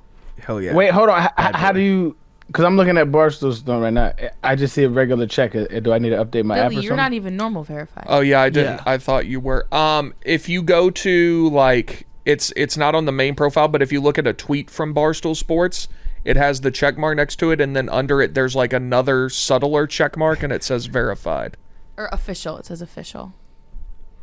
Yep, don't see it. I mean, we gotta update my shit. Arian, and that's the $8 per month that you're gonna pay. No, I think honestly, I think the Barstool one's been confirmed because they're like a network. Gaz works directly with Twitter. Yeah, like we have a network. Something that was interesting is I didn't know that Barstool, now a large media company, has reps that work directly with different social media platforms. Yep. And sort of deal with if we get an account banned or something. If some people need to be verified, like they have a direct line to people at Meta, Twitter, Snapchat. Those are the people that I work with. Nice. Oh, really? So were you the one that made Hank get verified like a year ago? No, that was unfortunately not my doing. Okay. That was above my pay grade. Arian, I'm on your profile right now on Twitter. Yeah. It says you might like next to Arian Foster. Who do you think the 3 people are that show up? For fans of Arian Foster, you also might like. I guess it's contingent on the content I interact with on Twitter. If that's the case, shit, there's probably some Barstool shit. So it might be you. Maybe I do a lot of like political activity, so maybe like Bernie or his Stan account. No, it's football. It's Darrelle Revis, Aaron Rodgers, and Mike Vick. Oh, well, that makes sense. Those are the 3. Then it's not what I interact with. It's just where you're on a list. Why I'm verified. Similar to Fino, Andre Johnson, Houston Texans, Ben Tate, DeAndre Hopkins, Connor Barwin, Larry Fitzgerald, Michael Vick, MJD, Chris Johnson. That's pretty good. Yeah. So, football stuff. Yeah, it makes sense. And then Deshaun Jackson's also on that list. He's also a black Hebrew Israelite guy, isn't he? Yep. To my knowledge, yeah. Yeah, or he at least tweeted or posted something on Instagram a couple years ago. That was that was along those lines. So yeah, $8 a month. Or if it's $8 to keep your verified badge, are you gonna pay it? I don't know. I haven't decided that yet. I'm probably not, just because I'm lazy. Also, I feel like Club 999 would be cooler if you weren't verified too. That's right. Tonight is the first ever ladies' night in Club 999. What does that mean? I'm not adding any followers. I'm letting the club thin out for a little bit for the rest of the day, and then for this evening, I'm only letting women into Club 999 to smooth out the ratio a little bit. Welcome to it, girlies. Yep. Welcome to the 999. It's a fun club. John Taffer told me that if you want to have men come to your club, first you have to make women want to come to your club. So they're going to be knocking down the door once they see all these women that are getting it tonight.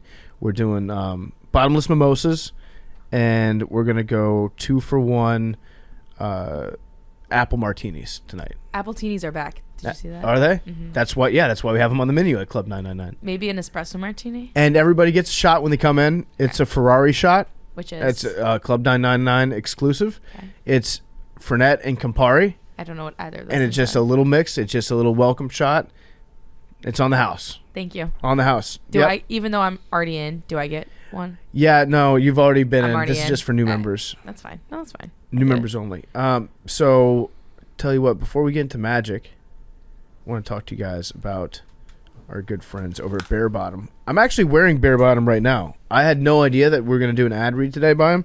I put it on today. You want to know why? Because I walked over to my desk and I was like, Roan, what's up with all these Bare Bottom shirts? And Roan said, those are actually my favorite style of shirt that we get as sponsors here at Barstool. I guess Roan doesn't wear most of the stuff that he gets sent for free, but he does wear Bare Bottom, and he wouldn't shut up about him. So I tried it on. All the homies were saying, damn, PFT, you look good. You can ask any homie that was out there. It was Nick. It was Roan. It was Brandon Walker. All the homies were saying, PFT, that looks really good on you. So I wore it into the studio today, and it just so happens that they're an advertiser. They're one of the most popular clothing brands with guys at Barstool, not just at the office, but at home and when we're traveling. It's made for comfort, wear anywhere styles, with minimal logos and branding that make getting ready for your day super easy. Are you traveling for the holidays? Well, these are the most comfortable clothes for planes and long car rides. Don't miss their annual one-day-only 11/11 sale coming up this Friday on November 11th. Plus, their limited edition Good Boy tee just went live with proceeds supporting Southeastern Guide Dogs, a nonprofit that trains elite service dogs for veterans. That's awesome. And they're going on sale on 11/11. That's great. Get free shipping on your first purchase at barebottomclothing.com/macrodosing. I'm wearing this blue shirt right now. It's almost like a baby blue. It is so soft. It's incredible. I put it on. Like I said, the homies were just talking about it nonstop. You can get free shipping on your first purchase when you go to barebottomclothing.com/macrodosing. Billy, do you have anything planned for this Friday? Yeah. Yeah. For the holiday? What are you doing? What's the holiday? Wait, what? It's Veterans Day on Friday. Yeah. Happy birthday today. Who? The United States Marine Corps. Happy birthday. Happy birthday. On the 10th, I believe, is the birthday. I ran into them one time at our favorite pub, McSorley's. Did you? The entire United States Marine Corps. Wait, what? There's something. What? Oh. Billy just found a penny behind my ear. A penny behind your ear. No way. That's wild, Billy. Oh my God. My God. That might have been the corniest shit I've ever saw live. That was that was an incredible trick, Bill. Where'd you learn that one? It's magic, bro. That was so random. It is magic. Welcome to the magic episode of Macrodosing. Oh my God. You know what the crazy thing is? You planned that shit last night. Billy hasn't been paying attention this whole time. We said we're gonna get off topic, and this is how I'm gonna bring us back to talking about. Oh my God! I mean, credit to sorry. Billy. Great job, Billy. What did you guys prepare for the magic episode? Wait, that's what you prepared? I prepared some magic. I came up with a list of my favorite magicians of all time. Oh, word. Yeah. What's number one? Teller. Not Penn. No, I'm a Teller guy. Teller is a sleight of hand king. Who's number two? Penn. Who's number three? I don't have a number 3. Yeah, you didn't actually make a list. Number 3 is David Copperfield. Number 4. Chris Angel. Roy. Roy was a magician? I'm going to count him as a magician. With tigers? Yeah. 5? Siegfried. 6? David Blaine. 7? Where's Houdini? You ain't fucking Houdini. Wait. He was about to leave Houdini off his list. Houdini is a fraud. What? Oh. He's a fraud. Whoa. Let's talk about He it. died doing magic. You call that magic? That's some low rent ass. His magic was punch me in the stomach and then I'm gonna die. Yo, that's the worst trick of all time. Wait, Big T. Wait a second. Hang on. What's Billy doing? God. What's Billy doing? Wow, dude. I just found a penny. Billy just found. It's crazy, Big T, because he actually just found one behind my ear a couple minutes before that. Were you also wearing headphones? Yeah. Yeah. It's crazy. It's wild. I wish Avery was still in here, so we should just have people come in the studio right now and have Billy find pennies behind their ears. Should I go get some people? No. It's overplayed. I thought I could get him. So yeah, You thought you could get me? Okay, so I was trying to learn some basic magic tricks. Basic. you have to admit he had you going for a second, Big T. No, totally. I feel like a card trick would have been a better. I could find a stack. Oh, I know a really dope card trick. I know a decent one. But magic. Should we just go to the guest? Wait, no. What's your magic trick, Arian? I can't. It has to be in person. When I come back to New York, I got you. Just remind me. That sucks. What do you want me to do? Well, man? you can't say I've got a magic. magic trick and then be like, I'm not going to do it, or I'm not going to tell you about it. You can't fucking pressure a magician. What are you talking about? Or you're a magician now? I'm a fucking, if I know magic, by definition, that makes me a magician. That's an interesting I'm question. technically a magician. Or do you just become a magician if you know one trick? What's the cutoff? I'm sure there's some certifications to becoming a magician. There can't be. Yes. If you How many magic tricks before one becomes a magician? do you own a wand? I got golf clubs. I feel like a wand. You have to have a wand, right? I got okay, golf clubs Or a like top hat. like the sticks. You making shit up. Houdini didn't have a top hat. I guarantee you Houdini had a top hat. No, he didn't. He had a straight jacket. David Blaine didn't have no top hat. How many tricks? think Chris, that- Chris No, Angel. no. Chris Angel. No, because I think with the He's a modern mind freak. he's a mind freak. We get into that with our guest, but Chris Angel and David Blaine, they definitely had top hats, but it's like once you become a magician and you have a top hat, only then can you then disavow and move past the top hat. You don't What become about a magician. fedora. Yeah, I think a fedora could work, or like suspenders, actually, a cape. I don't have suspenders. Do you own a cape? I do have a cape actually. So- It's on a. I think it's on a Bucky Beaver costume. Oh, that's nice. Yeah. We gotta bring capes So, back. Is that the No Bucky's capes. mascot? Yeah, I don't know why it has a cape actually. Bucky's fucking rocks. you need a routine no of capes. tricks. No capes. No capes. No capes. Edna Mode from The Incredibles. No capes. Get stuck in things.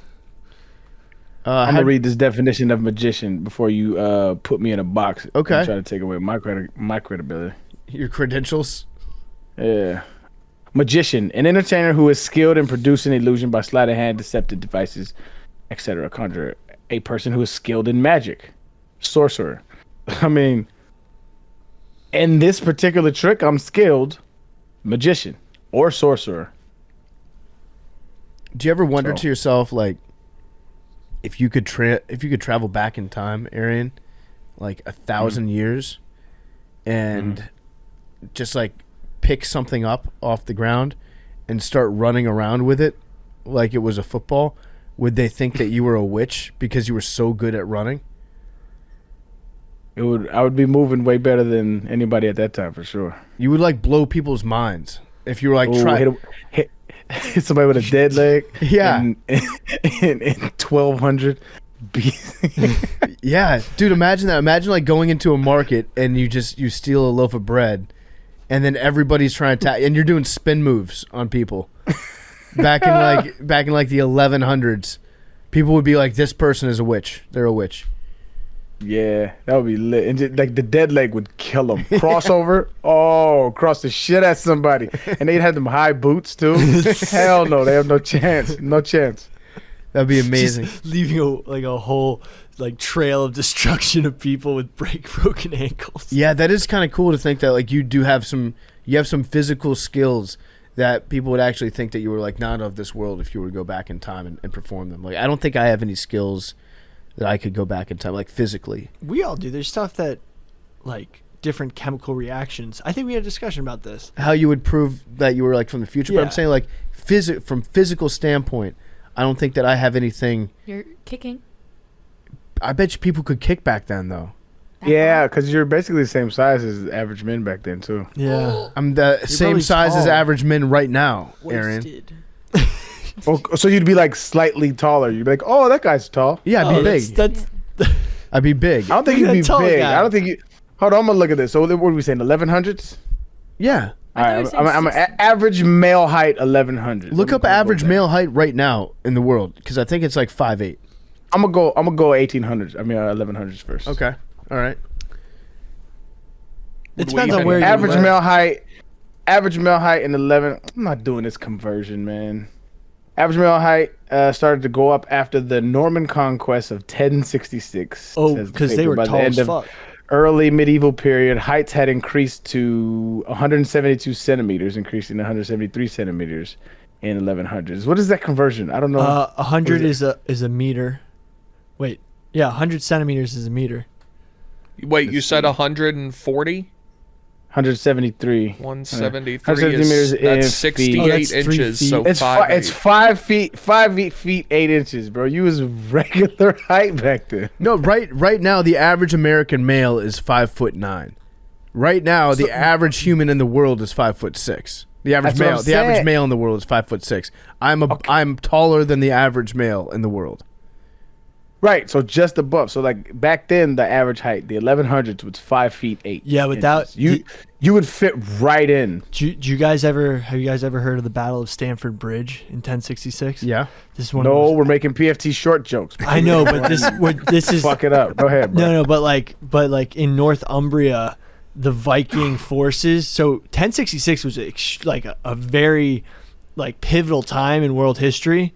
We had England, we had the Saxons, the Normans, and the Vikings. And the Saxons beat the Vikings at the Stamford Bridge, then lost the Normans at the Battle of Hastings, all in 1066.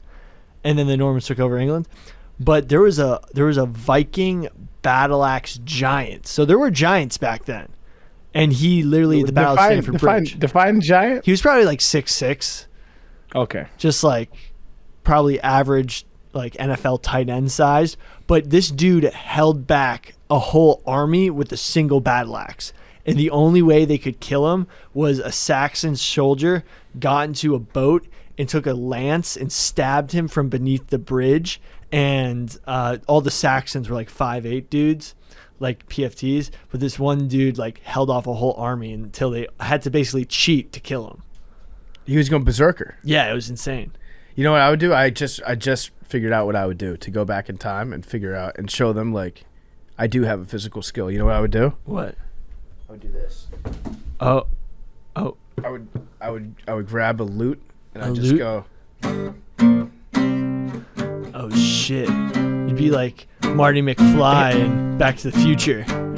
And people would be like, "Oh, this fucking rocks." And then somebody else would be like, "What does rocks mean?" And the other guy would be like, "I don't know, but this is fucking awesome." And they just rock out, and then I'd invent rock and roll. I got that new sound you've been looking for. It's like that. What's that Beatles movie, Yesterday? Where the guy goes back and pretends, or they figure out the Beatles never existed. Yesterday. Yep. No, they say they said capital back then instead of rocks. They said the guitar didn't get invented until the 16th century. I had no idea. So I could invent a guitar. I think you would figure out how to do it. I could invent a guitar, yeah, because they had lutes, they had all these other weird instruments. I would just tune it differently, be like, this is a guitar now, and this is how you play Freebird. Play Wonderwall. I was just gonna say. Anyways, here's Wonderwall. What song, if you were to go back to like the year 1200, and you're in some sort of medieval market, everybody smells bad. There's rotting meats everywhere. Easy. What song would you play for them? You teach them one song. You grab a recorder, and just start playing Hot Cross Buns. I think they already had Hot Cross Buns. That's like their kind of music. I think that was the only song they had, Billy. They'd be like, oh, I know this one. That's the only thing I know to play on a recorder. WAP. Yeah. You playing WAP? Would Mr. Brightside hit the same acoustic? I don't think it'd hit the same acoustic. It'd still be good. I would teach them Slob on My Knob by 3-6 Mafia. Fucking Problem. What's that song? Fucking Problem. Or just Nuck If You Buck. Nuck If You Buck. Mo Bamba. Fuck, shit, bitch. Thunderstruck, and then I just teach them the game. Thunderstruck would be good. Chug some ale. Yeah. Thunderstruck would be... Honestly, I would stick with mostly Oasis songs. I feel like Oasis would slap back in the 1200s. You could do Wonderwall. Oasis slaps now. Champagne Supernova. Don't Look Back in Anger. I think if you played Don't Look Back in Anger for anybody in the 1100s... Excuse me. Mad Dog got me sick last week. Well, don't put that on me. She's sick. Yeah, we all got sick. Thanks, no, Mad you Dog. didn't. Some of us fare better than others. Shut the fuck up, Billy. Billy just imagines himself to be like this. What? I'm sick too. No, you're not. Yeah, because I'm not a pussy about it. Okay. Yeah. He takes hydroxyquin. Yeah. That shit called? Yeah, The other day, Billy told me that like I did vegan things from time to time. You definitely experimented with veganism in the 90s. I've never experimented when I was 14. Yeah, you're definitely like being weird with it. Yeah, well, I probably ate Oreos all day for one day when I was 14 years old, if that counts as being vegan. Because they are vegan. People forget that. It's vegan. It's definitely vegan. So magic. Back to magic. I was saying that I think Houdini might have been a fraud. No, Houdini is not a fraud. Why? Because he literally, he developed all the escapes and the sleight of hand stuff. They said... What was his best trick? Escaping? Some say that he escaped life. Yes. By dying? Yeah, they say that, but it was really escaping life. Okay. That he didn't really... Because people were sad because he was so famous. And he got punched in the stomach and died. Right, but no one could understand, because he died so young, that he really just escaped life. He had a great name for a magician. Do you know what it was based off of? No. So the originator of sleight of hand type of the type of magic that isn't actual magic. We're going to just talk about illusionism today, which is more like magic people practice and make the illusion like it's magic, but you can't really see it, like sleight of hand, card tricks, going off of cues. So the guy who really pioneered this was a guy named Jean Eugene Robert Houdin, who had a magic theater in Paris in 1845. He was the guy who was one of the first illusionists and inspired Houdini, who took his stage name Houdin and just made it Houdini. Interesting. Yeah. And he was... So when I think of Houdini, I think of handcuffs. Yeah. I think of a guy that is good at, like you said, being an escape guy. Yeah. What are the different methods of escaping? Well, there's tons. Straitjacket. Do you know how to get out of a straitjacket? I actually was looking at a straitjacket when researching this. Because Houdini was awesome at straitjacket. Yeah. I feel like straitjackets were massive, 100 to 50 years ago, and then we don't really use straitjackets that much anymore. Well, because I think Houdini proved that they were kind of mid. Yeah. It was kind of like a Chinese handcuff. Yeah, the finger trap thing. Yeah, so I think what Houdini realized, because I saw a video of a guy recently getting out of one. He was a professor, and they're all just belt buckles. that are buckling them in. Yeah. So what he would do is he would dislocate his shoulders, or he was very flexible, where he was able to, when they're putting the straitjacket on, he'd press out. So then when they locked it, he then had a lot of loose fabric to work with, and then could stick his arms farther apart and then undo the buckle through sort of like reverse, like instead of struggling against it, just going with it and then undoing it. Huh. So how did Houdini decide that he wanted to be a magician? I've always been fascinated about that, about like how people decide to go into these weird crafts. Capitalism. They had to figure out a way to make money. He had to just, yeah. And so he just would perform for people? Yeah, that's how a lot of it started. A lot of the traveling shows in medieval times, you'd have guys being like, if, you know, guess where the ball is. So I actually brought 3 cups. Oh, this is going to be I'm good. so good at these. This is going to be... Mad Dog, like in real life, or are you talking about like on the Jumbotron? Both. I think I'm undefeated when it comes to the Jumbotron cup game. Mad Dog, do you want to check this out? Do you want? Yeah, Mad Dog should do it. Yeah. Okay, ready? Yeah. We're going to do it from over here. Okay. Mad Dog, do you have the camera on, Billy? I do. Move the golden calf that Big T's worship. The false idol. Stop. Big T would not want to worship it. Okay. Okay. So Good one, Billy. show me. Are you putting that dice under one of them?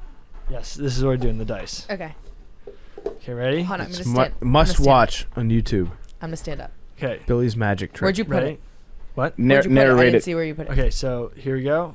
Billy's Okay. got the dice out on the table. Dice on the table. And he's got 3 cups, and it's See, under one of the mixing cups. around. But this isn't where we're doing it right now. Just showing you it's under the table. Okay. Okay? Yep. Okay, there's the Ready? dice right there. You watching it? You didn't Right. put it under the cup again. I just saw you do that. He's doing sleight of hand, Doing Mad sleight of Dog. hand, Mad Dog. Okay, ready? Wait, Billy, do it I again. want a fair. It's not very slight, though. Yeah, and I saw it. He's got the hand part down. Some would argue slight is the more difficult half. Okay, but that's what they would do. That's what they would do. Is they'd put down the cup in front of it, and then pick it up with their hand, and then they'd move it around. You're not doing a good job though. I know, because I'm not good at the sleight of hand. That's what Billy's they not a do. magician yet. I'm He's not a still magician. I was given 2 days to master. Okay, no, try it for actual. Okay, actually real. So it's in the middle. Ready? I've actually forgotten which one it's in. I myself. haven't. I got it. I got it too. You can also hear it. I can't hear it though, so Arian, if you get this, it's more impressive because you're not here. How long is Billy going to keep mixing this up? As long as as long as he can. Okay, I know which one it is. It's the- I got the one all the way on the right. all the way on the right, on my right. Yeah, the one. My right. Other No, one. that's left. That one. Yep. PFT. Yep. That's what I got. Yep. Slay. All right, now Billy, wait. Now that we all got it right, Uh-huh. now do the sleight of hand way. I want Yeah. to see. I Yeah, I want to wanna see if see. you can pull it off. Okay. Okay, so Billy's putting the dice on the table. Should we close our eyes for a second? No, I think that'd be That gives him the advantage. yes. Okay, so I think it's like this, Okay. and then you slip it out, and then you take it away. That's That's dude. I don't know how to Horrible. do it. I don't know how to do it, but they Pinch it between here, bro. Pinch it between here. Yeah. Like you're trying to Get the grab meat- it. the meat so of your grab the base of the cup. Grab the base of the cup. Oh, that's and then better. pinch the dice with here. Yeah, there you go. Fuck. This is great podcast. See, Anyway, I'm a This is why it's magician. a must watch. bro. Must this watch this is episode. a must watch out. So can we cut to let the magician guy do the magic? Well, no, I want to talk more about our favorite magicians over the years. Houdini was pretty cool. Being an Houdini- escape artist. I just like Teller because Teller is really good at sleight of hand, and that fascinates me. Dudes that are really sick at sleight of hand are they're just very interesting to me because it's all about practice. They've practiced these tiny little things, thousands and thousands and thousands of hours to be able to just like make it look like they're holding something in their hand, but it's actually in their other hand. I used to love that show. I forget what it was called. It's like How They Did It. And the show that would like you could see how the magicians always figured out their tricks. I would eat that shit up. The dude with the crazy face paint. Yep. The Masked Magician. Oh, the Masked Magician was before their time. Is that's the one that got me? PFT. Is that the guy? He would like tell you how to do the tricks? Magic secrets. Yeah, revealed, he had like a black mask on Yep, he was like super fucking. That was fire, dog. Yeah, that show made me so mad though watching it because the tricks are always like, well, you guys are just cheating. Like, you get upset because it's not actually magic that happens. It's like, well, this is a special case. And there's a mirror that they bring out, and you put like another hole in the ground. They bring something else up. It's like, well, no shit, you can do it that way. That's like movie magic. The one dude, the one that was like super. I was like, all right, bro, I'm not watching this shit anymore. Was when he made a tank disappear, and they showed the behind the scenes, and it's like literally everybody just running to the next part of the building. It's like, the entire crowd isn't on it. Yeah. So my favorite magician of all time is James Randi. James Randi, R.I.P., was a magician, and the reason why I like him is I wasn't like impressed with the magic, right? But what he did was fucking fire, dog. What he did was, so he was a magician, but he realized that there was like a lot of con artists in magicians, right? So like a lot of people would he would con people. They would con people like on streets, like, so never do magic in the street with people and bet money on it, right? Like this is when it goes from like magic to like a hustle. And so what he did was he realized there was a lot of con artists in magic. So paranormal people, mediums, like all that kind of televangelists, all that kind of stuff. He started to out them, and he started to like publicly say, you guys are full of shit. And so he started to challenge them. He's like, all you guys, he bring them on the show. So he used to go like on talk shows, and he used to call them out, like, I bet you can't do magic under these conditions. And then he had an open challenge. He said, I got $1 million if you can prove that you can talk to the dead, if you can do magic, if you can do any of these kind of things, or you can heal the sick or whatever. If you could do it under my specific conditions, then I'll give you $1 million. And nobody ever met the challenge because they're all full of shit. I've seen that guy before. I'm looking him up right now. He was the one that used to he would challenge people like John Edwards to like prove that they're able to bend spoons. There was this one dude. Was it Uri Geller, the guy that used to be able to bend spoons with his mind? Yeah. And this guy was like, I bet you $1 million that you won't be able to do it in front of my face. And what I like about what this dude did, it's kind of similar to what Penn and Teller did on their show Bullshit, which is and I encourage everybody to go out there and watch the old episodes of Bullshit. I think they're available on YouTube. You can just pull them up and watch them for free. It was on Showtime for a couple seasons. And they just like debunked all sorts of crazy things that people believed in. So I like that type of thing where they see charlatans and they call them out. They're like, I challenge you to prove me wrong about this. Yeah, because magic is fun, right? Like, so like I kind of regularly get magicians to come to my house and perform for my kids because I just think that awe in the world it's missing. You know what I mean? Like it's hard to get awed in real life because our cell phone, we're so readily available with all this information, and that awe just doesn't happen in real life anymore. But when you see kids believe that something magical has happened, it's one of the most inspiring things I love that I've seen. Yeah, it's fire.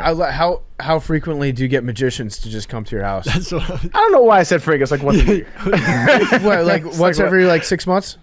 Yeah, it's like once a year. So like for like one of my kids' birthdays or something like that, I'll get a magician to come over. But I feel like that's one of those things where if you end up making a lot of money in life, you can do stuff just like have a magician come to your house once a week, like once a month.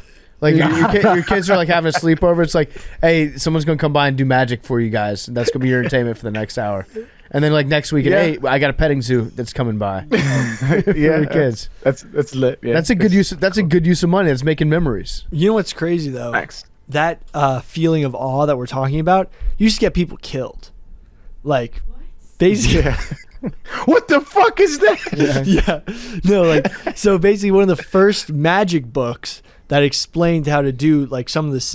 Remember when we were reading The Art of War? Yeah. And we were like, some of this shit's pretty goddamn obvious. like if you have more soldiers than the other team Sidebar. attack. Sidebar. I'm gonna let you. I want us to go back to reading the book and talking about, but that was just such a bad first one. But I feel like if we could get a better subject matter. But go ahead. I'm sorry. Go ahead. Yeah. But basically, they explained a lot of these little tricks with like the sleight of hands, the coin appearing from someone's ear. In this book called The Discovery of Witchcraft, that was published in 1584. It was created by Reginald Scott to stop people from being killed for witchcraft.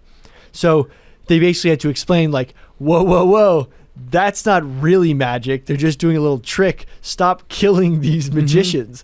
Like, I actually think if you probably look out there are people who like think magicians are like a persecuted people, because at the time they were persecuted. But I bet there's some magician who takes his job way too seriously, who's like, yeah, man, like magicians have been persecuted for thousands of years.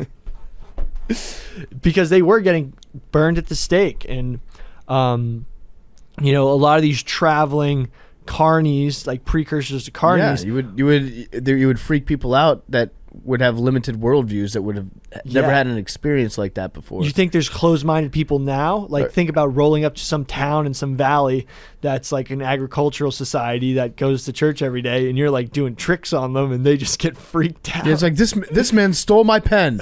He's like, no, it's here. It's here. Like, where did you make the pen appear from? Yeah, you made my pen disappear. This man has moved my calf to the other side of the road. I remember when David Copperfield did that with the space shuttle.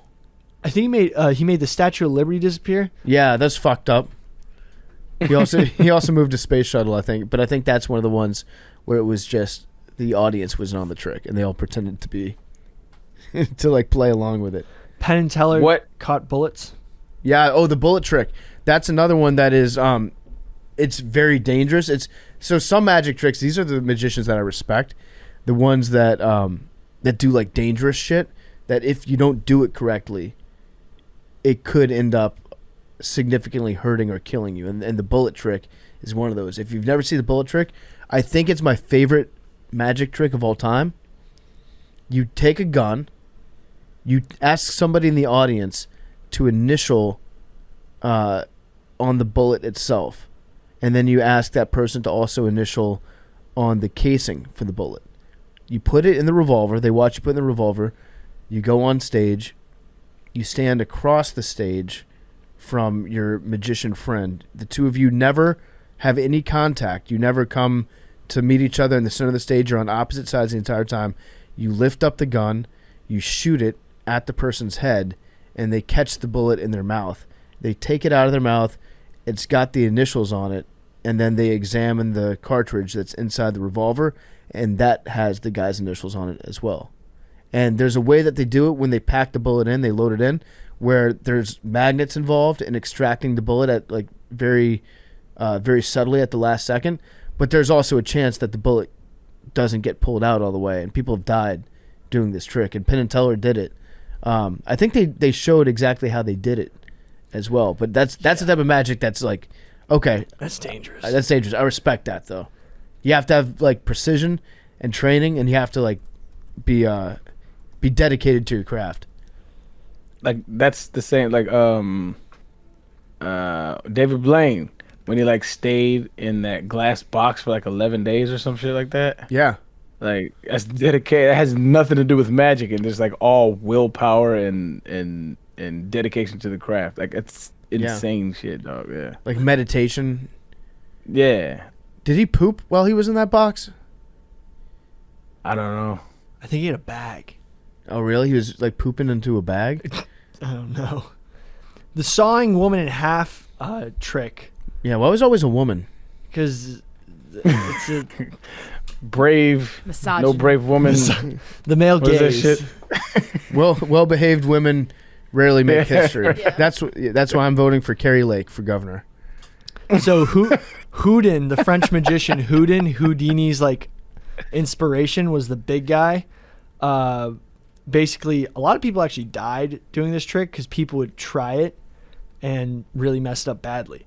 But it has to do with two women in two different boxes. Okay. And basically, it would be if you notice, there's sometimes two women dressed exactly the same. Yep. One woman would just be on the other end of the box, crunched up, and then the other woman who climbs into the box would just crunch her feet up, and it was really two boxes. It's fucked up. Yeah. We do have some breaking news right here. This is from James Tapper, I think he's one of your favorites, Big T. Jake Tapper? Jake Tapper, yeah. Oh, he follows me on Twitter. That's nice. Not official, though. Jake Tapper says Trump has threatened DeSantis. If he runs, he runs. If he did run, I will tell you things about him that won't be very flattering.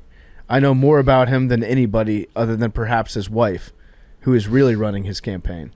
Yeah, see, that's what I'm saying. Like, it's the gloves are coming off. I don't think. Whatever. We got a long time. Yeah, I don't think DeSantis. Do you think he's afraid of Trump?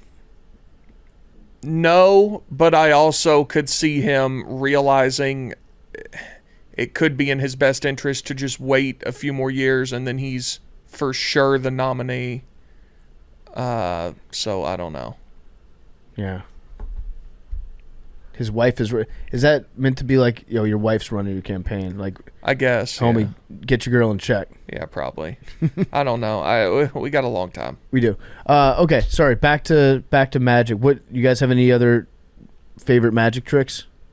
Yo, David Blaine held his breath for 17 minutes, dog. That's real. That's fucking crazy. How long can you hold your breath? Ready, set, go.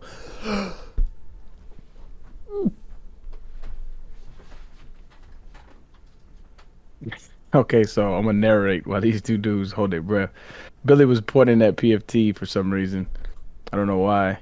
Nobody's timing though. You guys didn't. I'm timing them. Okay, because they just held their breath in the middle of my sentence, and I didn't know what the fuck was going on.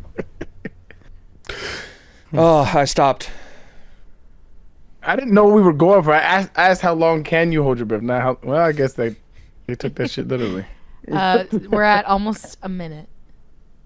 No way. We're at 45 seconds.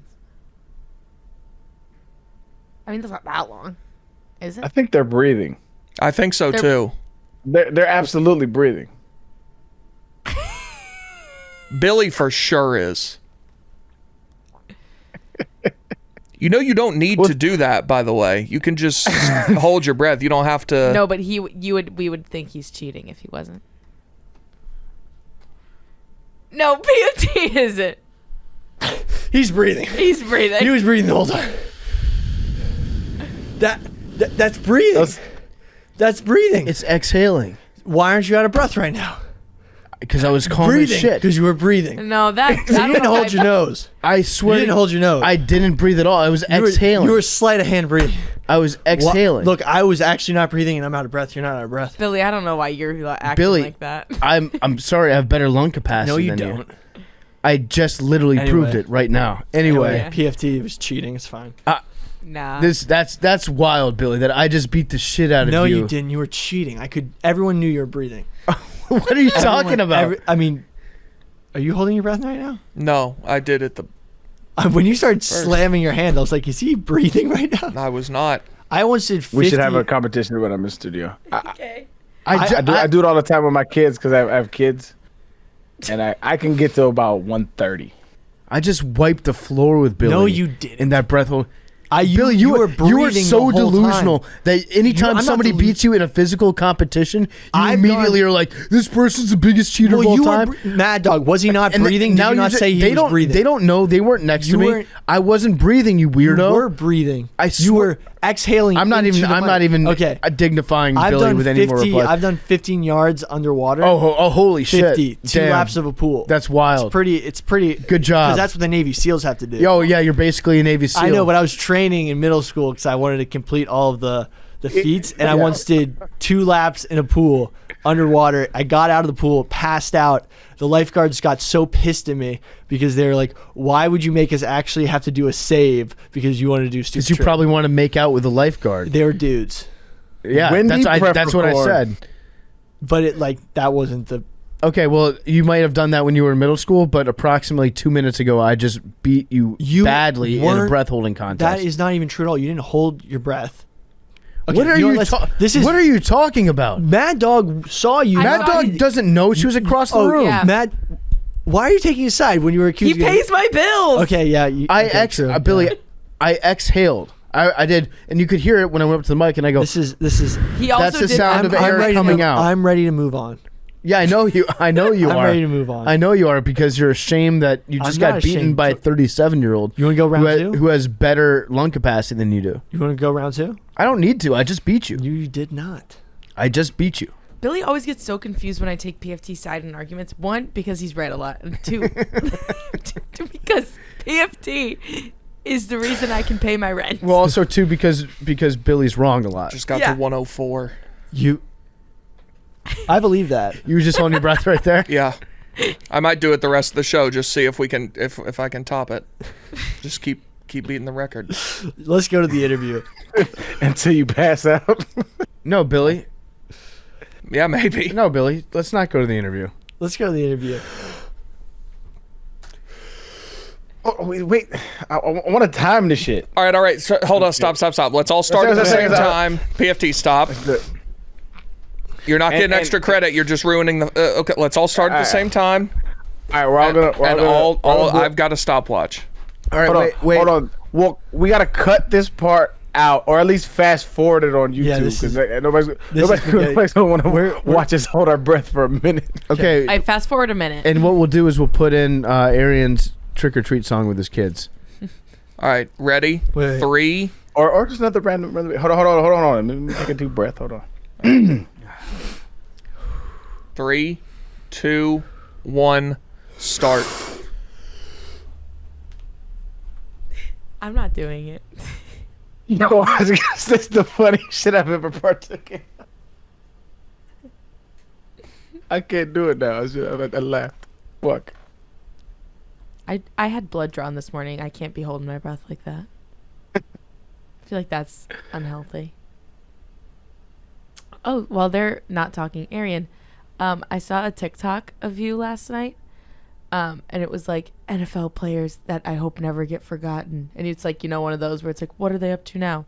So I commented on it, and I was just like, oh, I work for him. Like, I work for Arian Foster. He's doing great. Yeah. But I think I said I work for his podcast, and I was like, I added Macrodosing, and I was like, he's doing great, by the way. as if anyone's reading it. It had like 30,000 likes. So I was like, oh, I work for Arian Foster, and everyone was like, it was like, you, Golden Tate, like there was other people on it, and I was like, oh, I specifically work for Arian Foster, and no one else. Nah, that's dope. That's dope though that people do that every now and then. 109 beat the old record. I was making sure that people weren't forgetting you. I appreciate you. Yeah, I appreciate but I thought Billy it was and PFT are still I think I took too big of a breath to start. Yeah, sometimes that doesn't because help. it was like it hurts. Yeah, and I could feel the. All right, I'm done with this one. You got to about 1:30. Okay, Billy's about Billy to acts like why do you act like that whenever you're done? Yeah, Billy, that's it's concerning to me that you get that out of breath. Like, I'm fine. Again, it should be like one exhale. No, do you believe me now that I beat you the first time? You almost literally died trying to beat me that yeah, time. because I care. And I'm fine right now. I wholeheartedly believe Billy would have passed out trying to beat Yeah, that's why I started to breathe, because I was like, Billy's going to die. That's your excuse. All right, well, we're 1-1. I mean, y'all know, unless you want to tie. I mean, what? Got to go. That's how we'll close the show. That's how we'll close the show with the tiebreaker. That's how we'll close the show. And then we'll send it. So we'll save it for the end. I packed a Zyn, and it's not good for the heart rate. No, here we go with the excuses. After I beat you. Here we go with the excuses. All right, let's get to Oz Pearlman, the mentalist, the expert in mentalism. He's brought to you by Ridge Wallet. You know what's not a good trick? When people walk next to you with RFID readers and they try to scan all your stuff. It's a bad trick. Fortunately, Ridge Wallet is made with RFID blocking technology. It protects you from digital pickpocketers. The Ridge Wallet is an ultra-slim minimalist wallet. It holds up to 12 cards plus room for cash. There's over 30 colors and styles, including carbon fiber and burnt titanium. They also have a new key case to help you organize your keys. Secures anywhere from 2 to 6 keys. It organizes your keys in a compact silhouette and fold out for easy access. There are 6 colors and styles, including carbon fiber and burnt titanium. Go to ridge.com. Use the code MACRO. Get 10% off your order. That's Ridge Wallet. Again, you can hold up to 12 cards plus room for cash. I use the Ridge Wallet right now. I love it. I've also got their key silhouette thing. The key organizer, it holds 2 to 6 keys. I've got 4 on there right now. It's perfect. Go to ridge.com. Use the code MACRO for 10% off your order. That's with Ridge Wallet. Protect your stuff with Ridge Wallet. And now here's Oz Pearlman. Got it. Take a moment. Think about a couple different people. And I want to do this beforehand because I'm gonna tag back to this, but I want you to think about this. Have you got somebody in mind right now? Yeah. Is it anybody in this room? No. Ouch. Do this. Here, I'm going to have you leave the room. Do this before we... Actually, you know what? Am I going to be on live or no? No, we're going to just use that mic right there. So you know what? If he leaves the room and comes back during the thing, we can do that, right? So, yeah. Dude, we'll do this later. I'll revisit this. I don't know if he couldn't leave the room, then you'll see what I mean later. All right, we'll come back. He's good. This guy's good. And Billy's got somebody in mind, right? This guy, he's looking like I have no chance. All right, you've heard us already introduce this interview. Let's just keep all of that we just did. Of course. This is Oz Pearlman. He is a mentalist. Are you the mentalist or are you a mentalist? I'm a mentalist, I guess. You've seen The Mentalist was on TV. He was like Australian and way more handsome than me, but I'm a mentalist for sure. You've seen him on Sunday Countdown. Adam Schefter's in love with you. Dude, Adam's the man. You know what? I was on Monday Night Football last night. Yeah, so what did you do on Monday Night Football? So it was a re-air. I did something for the Ravens, which was crazy, man. We got Lamar Jackson involved. Freaked out this guy Marcus Peters. It was a lot going on. It was just freaked out the whole team. So how many NFL teams have you performed your mentalism? Is that the right way to say it? Totally. How many teams have you performed mentalism for? So this season I went to 3 teams training camps. We did the Ravens, we did the Seahawks, which went crazy viral. I hacked DK Metcalf's phone. I've never seen somebody grab a phone so fast back. And then I'm doing I was like, what's on that phone, DK? I did Brady and the Bucks. So I was with the Buccaneers too. That hasn't aired yet. That they're going to drop that. They're waiting. I think they're waiting for that season to get better, to improve for the Bucks. That makes sense. Okay, so who's the one person that you freaked out the most out of that whole group? Yeah. Man, I don't know. Coach Pete Carroll was something. He was awesome, dude. He's been doing interviews about me. I don't know if you've seen this, but he's literally mid-season and he keeps talking about me in interviews. So we had a good rapport. Dude, it's a tough one. How'd that get started? Like, I think Brady was pretty freaked out, man. Brady, you're gonna see some footage where Brady's just like holding his head, doesn't even know what's going on. It was a good crowd. Football guys are good. How did that get started where you became like the mentalist guy for football teams? You know, it was all Adam Schefter, man. All huge shout out, all the props to Adam. Adam and I have known each other for years. I did something for ESPN years ago where I went on. And this is a really funny story where in Connecticut, like 5 years ago, there was this snowpocalypse. Literally it started snowing. They closed down the state of Connecticut. Yeah. I went there in the morning and I did Mike and Mike. I did that show. And dude, it went crazy. I mean, just went insane. I come back and they're like, can't go anywhere. Nobody can leave. Nobody can drive until 7 p.m. So I get called back. Sports Center calls me. They're like, dude, we don't even know what you just did to Mike and Mike. Can you come back to do ours? And I'm like, yeah, when? And they're like, in 24 minutes. I'm at the hotel, man. I'm like, I run upstairs. I put a shirt, tie, switch suits. I'm back there. On the way there, I'm like figuring out what am I going to do? And then I ended up doing 6 shows that day because they couldn't get guests. Yeah. Nobody was there. So like, dude, can you do more crazy stuff? Yeah, you did like 8 hours of just straight up your act. Dude, it's like if you just like literally handcuff me at Barstool and you do every pod right now. That's exactly what happened. I was on ESPN that day so many times. They showed me every hour. And I did this one trick. I'm known for it, where I cut out a silhouette of a celebrity. Like you think of somebody famous, I cut out their face and I cut out LeBron's face. And dude, LeBron was watching that day. He kept seeing me on ESPN. LeBron goes on Twitter and he's like, dude, who's this guy Oz Pearlman? He's on more than I am today on ESPN. It was amazing. That's great. What was Greeny like? What's that? Greeny's awesome, dude. Yeah, he's great. And it was Trey. It was actually Trey Wingo and Mike, and it was Mike Golick. So it was a good crowd, man. They're awesome. A lot of fun.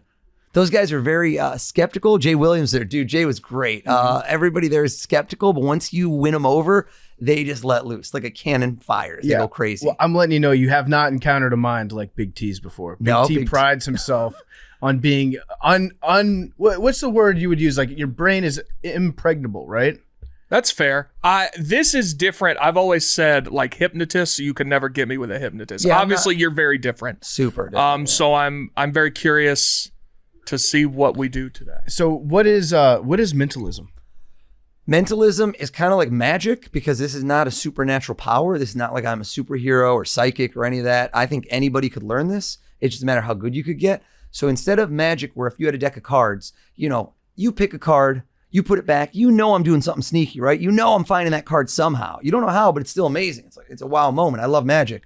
But mentalism is, I don't need a deck of cards anymore. I just know what card you're going to pick. So I kind of reverse engineer the mind and I get rid of the props. Like I show up here and you saw I've got nothing. You're like, well, where's the tricks? No tricks. I'm the show.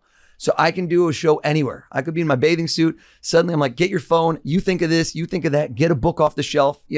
I can do a show for an hour with 1,000 people naked. You wouldn't want to see that.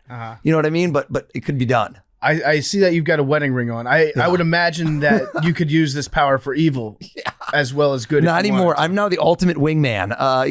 My wife is the one person I have no idea what she's thinking anytime. I'm like, am I in trouble right now? So describe to me, what would your wingman technique be? Oh my God. How could you use your powers? My wingman at the bar, I had one friend, kind of would call him the last of the Mohicans, who was the last single dude in my group because I'm older than you guys. I'm already married. I got 3 kids, but dude, back in the day, everyone's like, get me to the bar. They're like, dude, start freaking them out. And they would just bring me over like show and tell. I come up to like 5 girls and then I extricate and they're like, oh my God, that was amazing. And I'm like, meet my friend, Big T. And they're like, hello. Hell yeah. Yeah. Big T is like, I like where this is going. All right. So no, I can, there's one thing that translates in every language. You could be anywhere in the world. You don't know this person. They could be absolutely different from you, different politics, different everything. If you blow their mind, they like you. So it's one of those things where astonishment transcends language. I've performed in, I think like over 45 countries. I've been in places where literally we can't communicate. You don't know what I'm saying, nothing, but I can do something incredible right in that moment and you freak out and it could be magic or mind reading. Mind reading's harder to do if you don't speak the language because so much of it is I got to watch your face and how you react. But there are things I can do that have nothing to do with language. I did a show in Bali. For these Japanese people, they didn't speak a lick of English and it blew them away. We were able to do a lot of cool stuff. We got to get you in a room with Putin. Oh man, I don't know. I'd be making somebody disappear. You know what I'm saying? You could talk him down. Yeah, you could that's how Rasputin did his thing, right? Like he basically got in close with the Tsar, made him think that he was the only person that they could trust. This guy's magic. This guy could see the future, whatever. Right. And then you could influence world affairs. So dude, they had a story about with Hitler where he had a guy who was like his go-to I won't say mentalist, it was kind of like a psychic, but that guy was just doing tricks. Like he was, and that saved him through the war. That dude was Jewish. I'm Jewish. And like this guy survived the Holocaust because they didn't know it. And then like he, made himself indispensable. Yeah. Hey, yeah, Hitler, just pull this trigger. Everything will be better. Good job at the end there for that guy. Seriously. Anybody have any questions for Oz before we? Dude, I want to hear the name of the podcast, Macrodosing. That's a great name. So it's Arian Foster's usually on the show. He played in the NFL for a few years. He was pretty good, had decent hands. And so he's a big part of the show. So we started about 2 years ago. And then it's kind of grown since then, taken off. We talk about conspiracies. We talk about things like magic, things like dude, I love the UFO stuff, man. UAPs. I've been watching that stuff endlessly the last 3-4 years. They're real, dude. 100% they're real. What do you mean? It's indisputable. It's funny because what are they? I used to make fun of Tom DeLonge, the guitar player for Blink-182, when he left the band to try to find UFOs, and it turns out that he was right. And he actually is the one that got the Navy to declassify all this stuff. It's like, well, that's okay. I guess maybe sometimes I can be a little closed-minded, so I apologize to Tom DeLonge. But yeah, we talk about a lot of weird stuff. Billy loves the cryptids, like the Bigfoots, the Yetis. We also like to blow people's minds. We like to macrodose knowledge that just like really gets people thinking. That's I think the best way to describe it. Billy macrodoses facts. He macrodoses facts. So when did you get started with, like, what was the first time that you ever did a trick or whatever you want to call it? I started with magic tricks. So kind of think of it as like building blocks. Like if you're going to go be a doctor, you got to do pre-med. You got to be good at science. You got to do this. And then if you want to be a plastic surgeon, you got more years. It's kind of like, I'm like the plastic surgeon of magic is what I describe as. That's a great reference to use to your mom when you quit your job on Wall Street to be like a mentalist. And she's like, what do you mean? So I'm like a plastic surgeon now, Mom. But anyway, there's not that many mentalists. So when you ask me like, am I a mentalist or the mentalist? Honestly, for certain fields of what I do, I am kind of the go-to guy. You know, we kind of invent stuff. There are others, but there's not a lot of us. Versus magicians, there's thousands. Mentalists who are really doing a lot of stuff on TV, and like, how many household names could you name? Not many, man. There's like a slot. Like everyone knows Blaine, everyone knows David Copperfield if you're a certain age, Chris Angel, but with mentalists, there's that open slot. Like who's going to be the guy that everybody knows in this country? So I'm working on that. What's the difference between a mentalist and a mind freak? So mind freak was kind of like, it's a great term that he coined, man, but his was it's more magic. It's more stunts, magic driven. I can do card tricks for you till you're blue in the face, but that's not my skill set. There's people that are better at card tricks than me. Reading people is what I can do. Like reading, knowing how you think, reverse engineering the mind. I started doing this when I was a teenager, but I started with more like magic tricks. And at a certain point, I didn't need to do the tricks anymore because like the tricks were like a crutch. Like, oh man, because think about this. A trick always works, right? If you sit in front of the mirror and you practice the move over and over and you get in front of an audience, it's going to work. But if I tell somebody, you know, think of a color right now, or think of a number, or think of like a player that's played some sort of sport, how the hell how could that work every time, man? I'm telling you, it doesn't. So the people that try this, they mess up a lot. And most people can't get through that messing up because it's embarrassing. You gotta have thick skin. And if you get through that hard part, that's where, you know, you get better and better. So have you ever screwed up big time? Dude, so many times. If I was never screwing up, then I'm not getting any better. Does that make sense? But you got to know when to screw up. You want to screw up on the small stage, not the big stage. Yeah. Like so where do you go to try out your new material? Go like a nursing home and you're like, they won't remember this. They don't remember anything.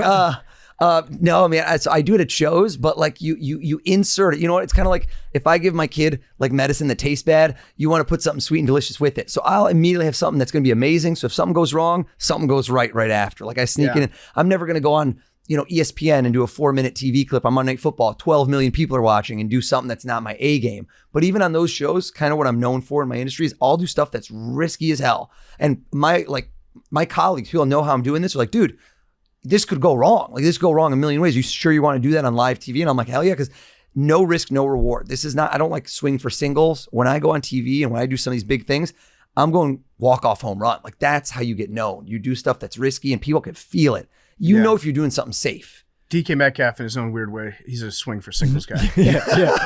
Billy? Have you ever applied any of your skills to anything else like poker?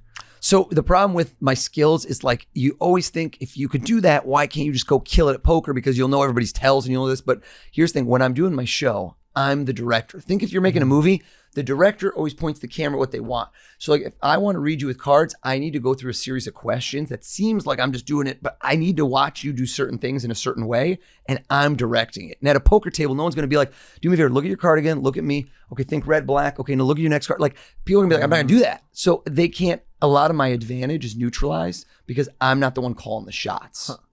Do you find that people who are more resistant to kind of the controlling aspect and don't really do exactly what you say, are they harder to trick because they're less giving into the whole sort of... Totally. Yeah. So if I'm doing a show, my job is to find the people that are the most open, most fun. You know what I mean? It's kind of like anything. Think of sales. If you come up to somebody and they don't want to buy what you're selling, you're not going to sell them that thing. So what's your job? If you're a good salesperson, make them comfortable with you, build rapport. Because everybody in their mind is worried about something. Like, is this guy crazy? Does he want my money? What's he trying to do? Is he gonna make me look embarrassed? All of those questions are like resistance, right? How do you break down that resistance slowly but surely? And at the end, if you do it right, they want you. Like I have people that at the start of the show are like, dude, I'm not into this. And by the end, they're begging me to be in the show. Like Big T. No, I know you. Yeah, I can tell Big T. He's got like a crack in his armor right now. He's itching, baby. Because usually when you see Big T, he's got that face on most of the time. But when you talk to him or you say his name, he just lights up. I have no idea what's gonna happen, but whatever it is, I want it to like work. Yeah, like you're open. Yes, and that's Rudy. That's Mad Dog. That's Avery. Avery, by the way, is a huge fan of yours. Wow. He saw you on TV and he was like, "We got to get this guy in the studio." Yeah, and it happened so fast. Yep. Wow, this guy's good. That's the show, baby. Drop the mic. Done. That's it. You just got macrodosed. Yeah. I know you left Wall Street to pursue mentalism. Yeah. Did you use any of your skills in your job? Fully. But a lot of the skills I'm using are like, you think the skills are just like reading people's minds, but so much of what the skills are that apply to life are kind of like, I don't want to call them soft social skills, but knowing how to read a room, right? Reading body language. Like if you're in a room and your boss is pissed at you, or like you're having trouble with colleagues, how do you get rid of resistance? How do you like win people over? And the way I've won people over just happens to be a product I'm selling, which is mind reading, right? Like I like to think of myself as somebody who's a pretty savvy business person who happens to have this unique skill, which is a hard skill to sell. Like think about it. If you told people you could read minds, I'm like, what are you gonna do with that? But I've kind of carved out a niche with it. But I think a lot of the skills I've used were kind of, I wasn't looking to climb the ladder at my job, but I made it so that all the people that were important in my world liked me, and kind of like it worked out well. I ended up doing a show for the CEO of my company when I worked at Merrill Lynch. And dude, I did a trick. This was a magic trick. Back in the day, I didn't do as much mentalism, but I took $5 bills, I snapped my fingers, bam, they're 500s. And this dude's like, whoa. And he didn't know I worked for the company. He thought I was a professional. He didn't know I was like, you know, doing this as a side hustle. He's like, yo, we got to get you working here. And I'm like, dude, I do work here. He's like, what do you mean? He's like, let's just lock this guy in a room and have him make more money. This is like right before the Great Recession. It's like, we'll get out of this.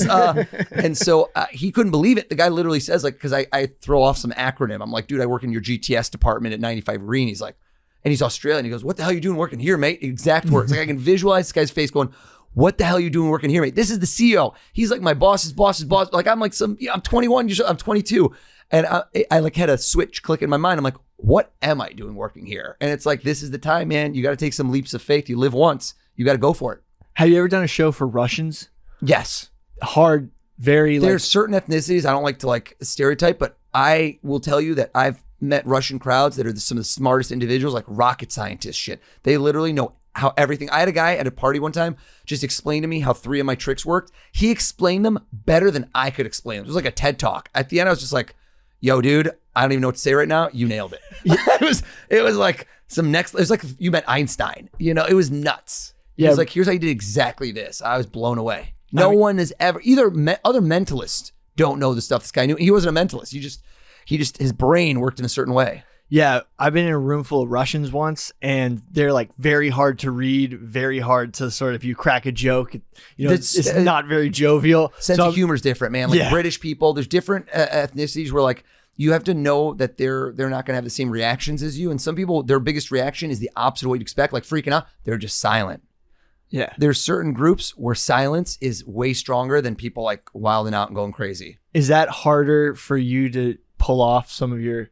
It's harder for my ego, you know. It's like not getting applause for an entertainer feels weird. Is it harder to read for when you're trying to read body language? No, because you could still.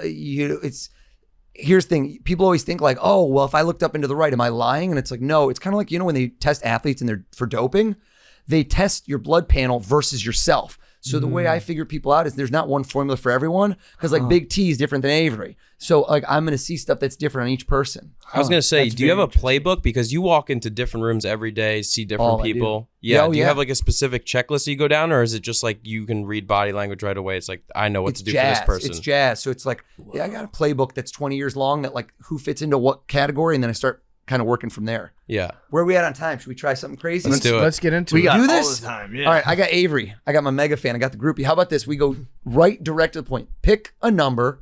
Let's see if I got something right on. Pick a number. I'm so nervous. And you go officially by... I go by PFT. It's just PFT. I go by PFT. Schefter says hi, by the way. Say hi to Adam, man. He said that you are the man. Oh, I love Schefter. Avery. Yeah. Here's what I want you to do. Can we see that or not? I don't know. PFT, you see what I'm writing. What did I write down? Yeah, you spelled his name correctly. Avery. Yeah. Not impressed. He's like, you know my name. Yep. Pick a number between 1 and 100. Okay. Got it. Okay. So watch. Here's the reaction. Different people. Look, I like how Big T crosses arms. We see it? Yeah. Big T crosses arms. Yeah. All right. Here's what you do. 1 to 100. Yep. He thought of the number and he said, okay. And then he went, got it. All right. I'm going to go with this. Now, here's the part. I'm showing you, right? This is not like when you I'm going to have a heart attack. Yeah. There's full transparency. Billy, you want in on this? Come on over, man.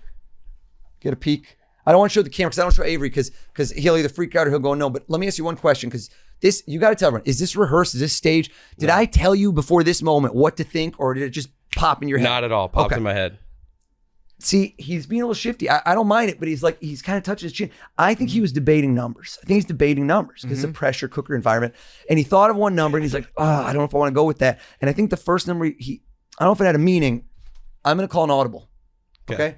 I'm crossing this out. PFT. Take a look. Okay. crossing it out. Oh, that's If not you it. had a thing on my heart, I'm going like 190 right You know now. what? I'm going with this instead. PFT, don't tell. Put it down. Grab the marker. Take the marker. I want to be hands empty. Okay. I wrote down, so there's full disclosure. I wrote down 22 initially, but then I watched. I didn't think it was right. It's not 22, is it? Because I'm going to kick myself. It's not. See, and when people think of one number and they go higher, I don't think you didn't do your own birthday, did you? Tell everybody, how funny is this guy? I did my birthday. Tell him what he wrote. What is that number? Say it. What's that number? 4. Tell him what I wrote down. What did I do? Oh my God. Did he write I 4? wrote down 4. Yeah. What the fuck? 2 plus 2. Can you get in on this? Get in on this. 4. And the crazy part is 2 plus 2 is 4, bro. 22. Are you kidding me? Holy shit. What? Big T. Here's what I do. Oh my God. I'm scared. Holy Big T, shit. Here's what I do. I want you to imagine you're having a party. Okay? Okay. And I'm talking like a milestone. It's your birthday. Go big or go home on this one. You're inviting maybe old school, friends from high school, maybe elementary school, maybe throwbacks, maybe college, bar stool. Think of somebody that you're inviting to your birthday, somebody you know well, who you would be disappointed if he or she did not make the effort. See, I already don't like the way he set it up in the first part. Right. Okay. Tough nut to crack. Yeah. He's like, I'm not having a party. Getting cake, I'm eating by myself. No, that's Screw true. y'all. But okay. But let's say, because that's why I said a milestone. Because sometimes in life you got to celebrate. You only live once. Maybe, who knows? Coming back as Bob Lazar. Inside joke here. You got somebody? Mm-hmm. All right. For this, where can we see somebody on camera? I got my wallet. Yeah. Somewhere. I thought I brought money. Did I bring? Tell me about my wallet. Got my Metro card at least, folks. Who's got? Where are we on camera? We can see his PFT. We're all Should I on get camera. you or Billy? Yeah. Put this thing down. I want. You know what? Right there, in front of the bowl. Can I put this there where it's never That's going to fine. move? We'll keep an eye on it. Yeah. Billy, I'm putting you out of the room. I'm going to go off mic for a second. I'm going to make you go outside the room. I'm going to give you a piece of paper. I want you to jot down this person's name. Oh, not Billy. I'm sorry. Big T. Oh. Billy, you're going to watch. But, Okay. no, I don't want the camera. I don't want anyone to see you right Oz now. is about I to want escort you Big to T go out of the joke. room right now. And Big T. And he's giving him a just tell card. not to write down the last name. Come on. So he's giving him a card and telling Big T to write down the name of the person that he would invite. So Big T's gonna. I'm freaking the Big fuck T's out. gonna. That get was fucked up. freaked out. That was fucked up. Avery, how are we feeling? I swear to God, I thought of 4 right away. Are you like in on this? No. Dude, that was the craziest thing I've ever seen. Ever. Folks, Okay. I just want to tell everybody. There is no trick with Big T. I just got to get rid of that guy. You know what I'm saying? I'm done. I'm done. No, I'm kidding. See if he's done. All right. So he wrote down. He wrote down somebody's name. Make sure you don't see on camera. I don't want anyone to see what he wrote down. Okay. Swear to God, there's no way I could have seen this. So what did he write down? A name of somebody he's inviting to his birthday. Okay. But he asked me like 8 more questions. Guys, Yeah, like, he is is. he good? Is it folded? Yeah. Come on back, Big T. It's folded once. Fold it twice. Just, I don't want it to pop right open or something, you know? Okay. And I'm just taking the marker if that's okay. Now, one question for you, because I'm a stickler for details. You did not write down this person's last name on that paper, correct? No. So hear me out. Even if, I'm not going to let him show you, but even if he opened up and showed all of you, you can't pop on Facebook with this. You know what I'm saying? It's not a complete data set. Uh-huh. Has that wall been there the whole time? Yep. It has, yeah. Billy, is that note folded? Don't open Twice. it. Billy, take it. Billy, eat it. No, I'm totally kidding. This guy would have done it. This guy's intense. He's macrodosing you with facts and fiber. You know what? Shred this up. Is it folded? Not down the middle. Dude, look into confetti. All right, so Billy's tearing it up right now. Tell him, are we ripping this up? He's tearing it up right Ripping now. it. Yep. Hold out your hand. Hold out your hand. Rip. Yep, he's tearing it. Rip. Is there any pieces left in my finger? He just shredded the hell out of that You wanna card. rip it up. You rip it up. All right. Big T, is there any way I can know this person or any personal facts about I this? intentionally chose someone who nobody in this room knows, that there's no social media. Perfect. So hear me out. Here's what I know and why I framed the question. He's smart. He caught it, which is I don't even like how you're saying this because I made it about a birthday party, right? Birthday party's got nothing to do with it. Birthday party is kind of a Trojan horse. So you're thinking to yourself, I'm having a birthday party. Who am I going to invite? And whenever you invite people to your birthday party, it's always people that invited you to theirs, right? If they invite you to theirs, you're like, I'm not inviting you. Have you ever been, if this person had a big birthday party, would you be there? Yeah, probably. Look how he thought about it. See that, PFC? Look how he thought about it. Hear me out. Right now, it's November. If it was this month, you'd have reacted quicker. Watch his face. November, December, January, February, March, April, May, June, July, August, September, October, November, December. Is there any way in the world I can know anything about this person? I can't imagine. So. Okay. Close your eyes. Close your eyes. Everybody, please, everyone take a peek at this. Keep your eyes closed. Keep your eyes closed. Yep. Open your eyes. Could have been a man or a woman. I didn't tell you to. I think it's a guy. Am I right? Yes. If it was a woman, this guy would have been more excited. He would have touched that healthy beard. You know what I'm saying? You guys all saw what I wrote down? Yeah. The guy you just thought of, what month is he born in? July. July. Get the fuck out of here. Get the fuck out of here. Hold tight. Is that Walt been there the whole time? Well, it's been there the whole time, yeah. All right. July has 31 days, and I know that without even thinking because I'm born in July, man. So it's just, that would be crazy if we, birthday twins. I'm July 19. Now he didn't freak out. That would have freaked him out. It's not July 19. Now watch the reaction. Beginning, middle, end. Beginning, middle, end. Beginning, middle, end. July 1st to 31st. There we go. Think of the name. Think of the name for a second. And I want you to do this. I want you to think of the letters. Like just, you know, like if I was thinking Billy, B-I-L-L-Y, just think of the letters. And I want you to mix them up and just grab one of the letters somewhere in the middle, just an interesting letter. Just like imagine that letter glowing, neon. You got a letter in your head? Yep. Y. Did you just think of a Y? Bro, I swear. There's no way. Hold up. Look this way. Oh my God. I think I got it. I got the date. What the fuck's that have to do with the date? Can everyone see? I'm sorry I made this kind of crooked. Close your eyes, please. Close your eyes. Yeah. Can everyone see that? Sorry if I want see to it. get in my tight. God. Is that very clear what I wrote? Yeah, I see it.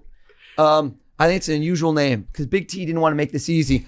What's his birthday? July what? 23rd. Oh my God! And it's something like with a Y, but it's in the middle. Ayalan? His name's Alan. Hold up. How do you spell it? A-Y-L-A-N. Open the wallet, dude. Stop. Have we ever met before? If there's a photo, No. there's Get the a fuck outta photo of here. this guy in there, you're gonna flip out. I'm better kidding. not Hold be. on. PFC. better not be. PFC goes right for my Chase Sapphire Reserve card. Open your wallet. No. Flip it. Come closer. Are you gonna be on mic or no? I want to make sure. Yeah. Bring this over. Open the zipper section. I don't want to touch anything. I want them tell them I'm not touching a thing. Not touching anything. Open the zipper, grab my card, I got the and card. read the note on the back for Big T. Okay, on the back. Wish Aylin happy birthday. Stop! Get the fuck out of here, dude. Are you kidding me? I don't like this. Is this witchcraft? Burn him at the stake, man. Burn him at the. I don't know if you knew this, but I was actually one of the people on the UAP that came from a different galaxy. Billy's doing some CSI. He's like, I can't don't read like Big this. T's Billy's handwriting. investigating Hold up. We need this. I got Avery. I got Big T. PFC, grab a few books. Are there books in here? Yes. I've got some books in here. Yeah. Grab 2 or 3. Anyone you want. Don't let me influence you. Anyone you want. Just grab a couple books. Sweating. Ideally, at least 2, so we got something to work with. What do we got? Can I get 3? Whatever you want, man. Oh my fucking God. All right, Billy, throw those away. I need you to do something too. Okay. Okay. Is it okay if we see them, or because Yeah. I'm gonna let him pick? So what do we got here? We've got Mayor Kane. Kane wrote a book Sweet. about becoming mayor. Nice. Then we've got Stuff They Don't Want You to Know. Okay. They were guests on the show. Nice. Then we've got A Billion Years, My Escape from a Life in the Highest Ranks of Scientology by Mike Rinder. Also a guest on the show. Sweet, man. We got some friends of the pod. All right, do this. Let's get the 2 friends of the pod. Let's show some love. Okay. All right, Stuff You Don't Want to Know. A Billion Years. I want to make sure here, are there pictures in these books? That's going to be problematic. Or like, I don't want to do, if there's ones with too many pictures, I don't want to do that. I don't think there are pictures. Okay. There might be some in the Scientology one. Okay. Is this one? No. As long as there's not a big section in the middle where if you hit it with photos, I don't mind. So here's what you do.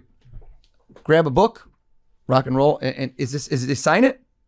I don't know if that's signed. I don't believe that it is. Ouch, Yeah, PFC. I'll sign a book for you, damn it. All right, hold up. Here's what I want to do. Billy, I want you to hold the book kind of close to your chest. And what I think there might be a note in that one, or so. There's a piece of paper. I'll folded leave up it. in Is there. that cool? Is that fine? Yeah, whatever. Here's what I do. I'm gonna start flipping through the pages. Uh-huh. And I want to do this very methodically, so you can kind of do it. And you're in charge. So whenever you want, I want you to yell out the word "stop." Stop. Okay. Look at exactly where it is, and you can. We'll do this because it's easier to see. Tell them what page number is that. That is page 250. Please go to 250. Make sure nobody else can see what you're seeing on that page. Go to 250, please. Open it up. And I want you to look up and down the page. Oh, wait, 250. Yeah. Ooh, does it have 250 pages? Damn it. All right. Wait. No. Damn it, PFC. okay. Go Sorry. faster. Okay, go. Okay. Stop, stop. I meant 148. Go to 148, please. 140. Do me a favor. Are you there? Technically, it could have been 148 or 49, but I went with the evens because you did it last time. I kind of Okay. continue. Do this. Bring it close to your face. The most common word in the English language is the. No, followed by and then it's followed by small ones. You said 148. Do me a favor. On 148, I want to look at the first word or 2 or 3 words on the page. Do you see them? Yep. These are 2 books that you picked out of your whole stack. We couldn't know what page, what books. I don't like doing words that are 2 or 3 letters because no one's impressed by it. There's no meat and potatoes. So let me ask you a question. The first word on the page, is it longer than 3 letters? Yes. Okay. How about the next word after that? Is it which one is longer of the first 3 words? The first one, second one, or third one? First one. Oh, so do that. Close the book. All right. Here's what I want you to do. You ready? I want you to count with your fingers, and I made this hard. Oh, don't use your fingers because I wanted it to be a long word. Count how many letters are in that word just to yourself in your brain. Watch his face. Don't do it out loud. Don't do it out loud. Look how he's struggling.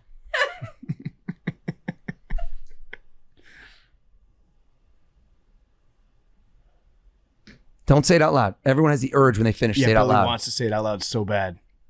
The more you tell him not to do something, the more he wants to do it. Okay. Dude, this guy's still counting. That word was like 78 letters, Avery. Okay. He did it on purpose. He counted it twice. And what happened is, the second time, did you see when he did it? He looked like this. He was, oh my God, I miscounted. I think you miscounted by 1 too many. First time you thought it was 10, then you realized it's 9, isn't it? Yes. Yeah. Oh my God. Yes. He's been It's hard to do. It's hard to do. microdosing. Hold on.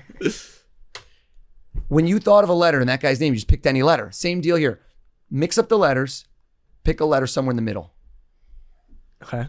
You got that letter? Mm-hmm. Look what he did with the lips. Look at them. He was, Are you thinking of an M? You don't say yes. If you weren't, that's fine. Hold up. Look this way. There's an M and you thought of the letter right next to it. And I think that the reason you're getting confused is because sometimes when you think of a word, you think of one of them. Close your eyes, please. Uh-huh. Yeah. Open your eyes. You picked a number. You picked a number there, 4. Yeah. Here's what I do. If I had you decide, I like to ask people, if you could think of somebody sports related, because there's so much sports related, and you pick somebody sports related, and I don't want just a name, because I'm writing down a word. If you could see that person's face, like if you pulled up the phone and you looked at their face, can you picture somebody? It could have been any sport, correct? This could be any sport that you think of. It could be football, basketball, baseball. This could be something else. I don't care what. Can you picture that person's face right now? Uh-huh. What was the word you thought of out of that book? Tell me. The one that, Just now, you picked up a book, you flipped it. He told you any page. What word you pick? the first word? Yeah. Companies. Oh my God. Get the fuck out of here. I think the person outta you just here. thought of, I think the person you thought of is a team sport. Am I right? I think it's somebody with a jersey number. Yes. Because if it was tennis, I think it would have been a different reaction. I don't know if this is like, I don't feel like you're a tennis vibe kind of guy. Do you know that person's jersey number? Don't say it, but do you know it? Or you don't? Yes, I You do do. know it? Yes, do or you I don't? do. Dude, the look on Billy's All right. face. Think if it's 1 digit, 2 digits. Don't say 1 digit, 2 digit. Do you think that if you said this person's jersey number, they're all going to know who this is instantly? No. So me getting the jersey number right does not necessarily give away who it is. No. Okay. This isn't like a 23 MJ situation, right? This is not, No. even then it could have been LeBron. You with me? Yeah. Think of the number. It's 2 digits. Look at his eyes going back and forth. I think this is somebody that doesn't play the sport anymore. I think they're retired. Am I right? Because Yes. you want to make it tough. You want to make it tough. You're Yes. sitting next to Big T. You got good company. You're not making this easy for me. Yes. If we end big, all right.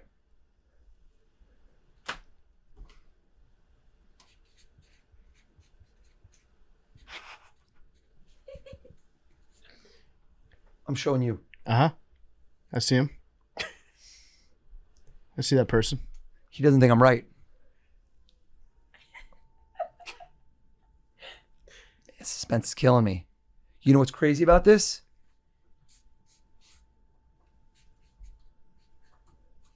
I just got the number. The number gave it away. Same first name, different last name. 40's the number. Tell us, who'd you think of? Payne Hillis. Oh my God. Ah! What? How? We got retired going on? Bronco, Peyton Hillis. Folks, I don't think I can top that. That is What going macrodosing. on? What? Billy, Avery, PFC, Oh, Big what T. the fuck? What the fuck? That was unbelievable. That was fantastic. I'm astonished. Billy's mind is blown. Billy actually does think that you are a witch, maybe. I think so. Yeah. Thank you very much for coming in. That was awesome. Thanks, gang. A lot of fun here at Barstool Sports. Oz Pearlman. Yeah, where can they find you? Best way at Oz the Mentalist. So it looks like Oz, like O-Z, the Mentalist. That's where you're going to find me. Instagram, Twitter. Instagram's really where I'm at, where I just post all my TV stuff. Okay. All like if I'm touring, where you can see me and just a bunch of crazy clips to freak you out. We'll get you some clips from this one. And you can find him at ozpearlman.com. I think Billy wants to kidnap you. I think he's like, you just broke Billy and Big T's brains today. Something I've been trying to do for the last 2 years. So congratulations. Wait, how much time we got? We have, where are we at time-wise? We have 3 minutes. 3 minutes? All right. One last thing. Avery. Let's get Avery and PFC, but this is going to be tough because we can't have the mics. PFT. I'm sorry. Yeah, okay. Sorry, the PFT. PFT commenters the C. I was testing you, bro. I was testing you. Yeah. Well, wait. Have you known Avery the longest in this room? No. Who's it been? I think I've known Billy the longest. Okay. All right. Here's what I'm going to do. Yeah. I'm going to try this with the mics. I want Billy to come over, and I want you to hold out one finger. And I want you to extend your finger. Okay. And touch fingers. Okay. Just the docking. tip. Just the tip. Got It's getting a little weird. Okay. Here, I'm going to move this way. And I don't know if you're going to see this on camera. You might want to walk around. Here's what's going to go down. Billy, I'm going to ask you in a moment to close your eyes. And you've been enjoying the show, but you are going to be the show this time. You're going to try to read his mind. Oh, my God. Okay? Now, not yet. Look this way at me. Check this out. If I reach over there and I tap you on the shoulder, poke you on the shoulder, he's going to swear he felt it on his shoulder. Okay. If I take this piece of paper and I drag it across your eyebrow, he's going to say he felt it. Okay. You with me? Anything you feel, he's going to feel. I'm trying to see how to do this beyond the desk because I want to make sure you see that I'm nowhere near him. Billy, close your eyes. Close your eyes. Can you see anything? Nope. Did you just feel me tap you on the wrist? Yes. Did everybody see me do that? Everybody in here, did you just see me do that? Yep. Even you, Big T. All right, here we go. You're not peeking? Just tilt your head up a little bit so you can see his eyes are closed. Right? True story? All right, here we go. I'm starting right this moment. It's not like you're hypnotized, you said, but I'm snap. Have you felt anything since you closed your eyes? No. Good. My theory goes, how about right this second? You feel anything yet? No. How about right now? Anything yet? No. Okay. My theory is that whatever I do should travel. Should have gone through your finger, should have gone all the way over. His eyes are closed. And what I want to do, I want you to open your eyes. I'm going to snap my fingers for this. Open your eyes. Tell us all. What did you just feel? What happened? I felt someone tickle my chin. What? Oh my God! Get the fuck out of here! I took this piece of paper. I didn't know if it would work through the goatee. And I brushed his chin with the piece of paper. That's wild. What? I don't know why they're still touching fingers, by the way. It's getting weird. Watch the video. Unreal. Oh my God. All right. Big T, if these two get out of line, have them touch fingers and just smack one of them across the face really hard. I know which one it'll be, too. Yeah. Thank you for coming in. We appreciate it. Love it. Fun day in New York City. We'll have to get you back in the office and have you do like the car wash that you did at ESPN because there's a million different shows here that I'm sure we'd love to have you on. Sweet. All right, gang. Thanks so much. Awesome. That was awesome. Thank you so much. Oz Pearlman was brought to you by Shady Rays. Shady Rays sunglasses offer an industry-best combination of fit, style, and performance without the big brand price tag. It doesn't stop at the quality either. Shady Rays offers the most insane protection program in all of eyewear. Every pair is backed by lost and broken replacements. If you lose or if you break your pair, even on day one, they will send you a brand new pair. You can wear with confidence because Shady Rays has your back long after you purchase. If you don't love them, exchange them for a new pair or return them for free within 30 days. There's no risk when you shop with Shady Rays. Their team always has your back. You can go to shadyrays.com, use code MACRO, get 50% off 2 or more pairs of polarized sunglasses. Shadyrays.com, promo code MACRO, 50% off 2 or more pairs of polarized sunglasses. Okay, so our minds are blown by Oz Pearlman. It was incredible. Thank you to him for coming in. I still don't know how he did that thing with Big T. Yeah, I don't.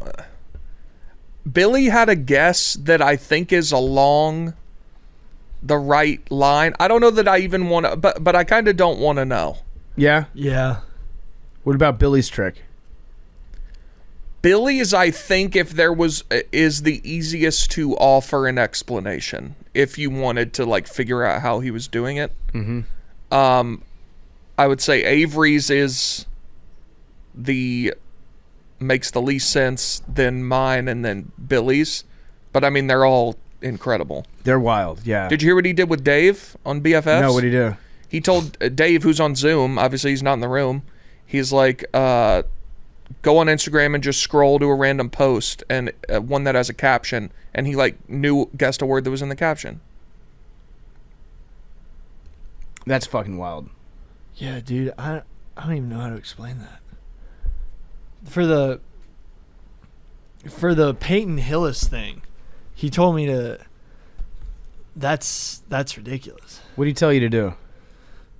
Well, before the show, he said Google a athlete, current or former, and then just put it into Google Images and Google whatever. Mm-hmm. And I Googled Peyton Hillis, and he somehow figured it out. I don't know if it was like when I was writing in my phone. He wasn't looking at me when it was happening, but I don't know if he was somehow looking at my eyes, like to see, I don't know, like looking. Sometimes maybe you spell stuff out while you're typing it. Like, I don't even know.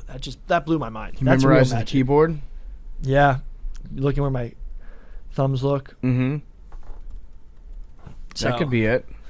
Who knows? That would take an immense amount of like training, dog. There's no way. I mean, but that is his full-time job. So.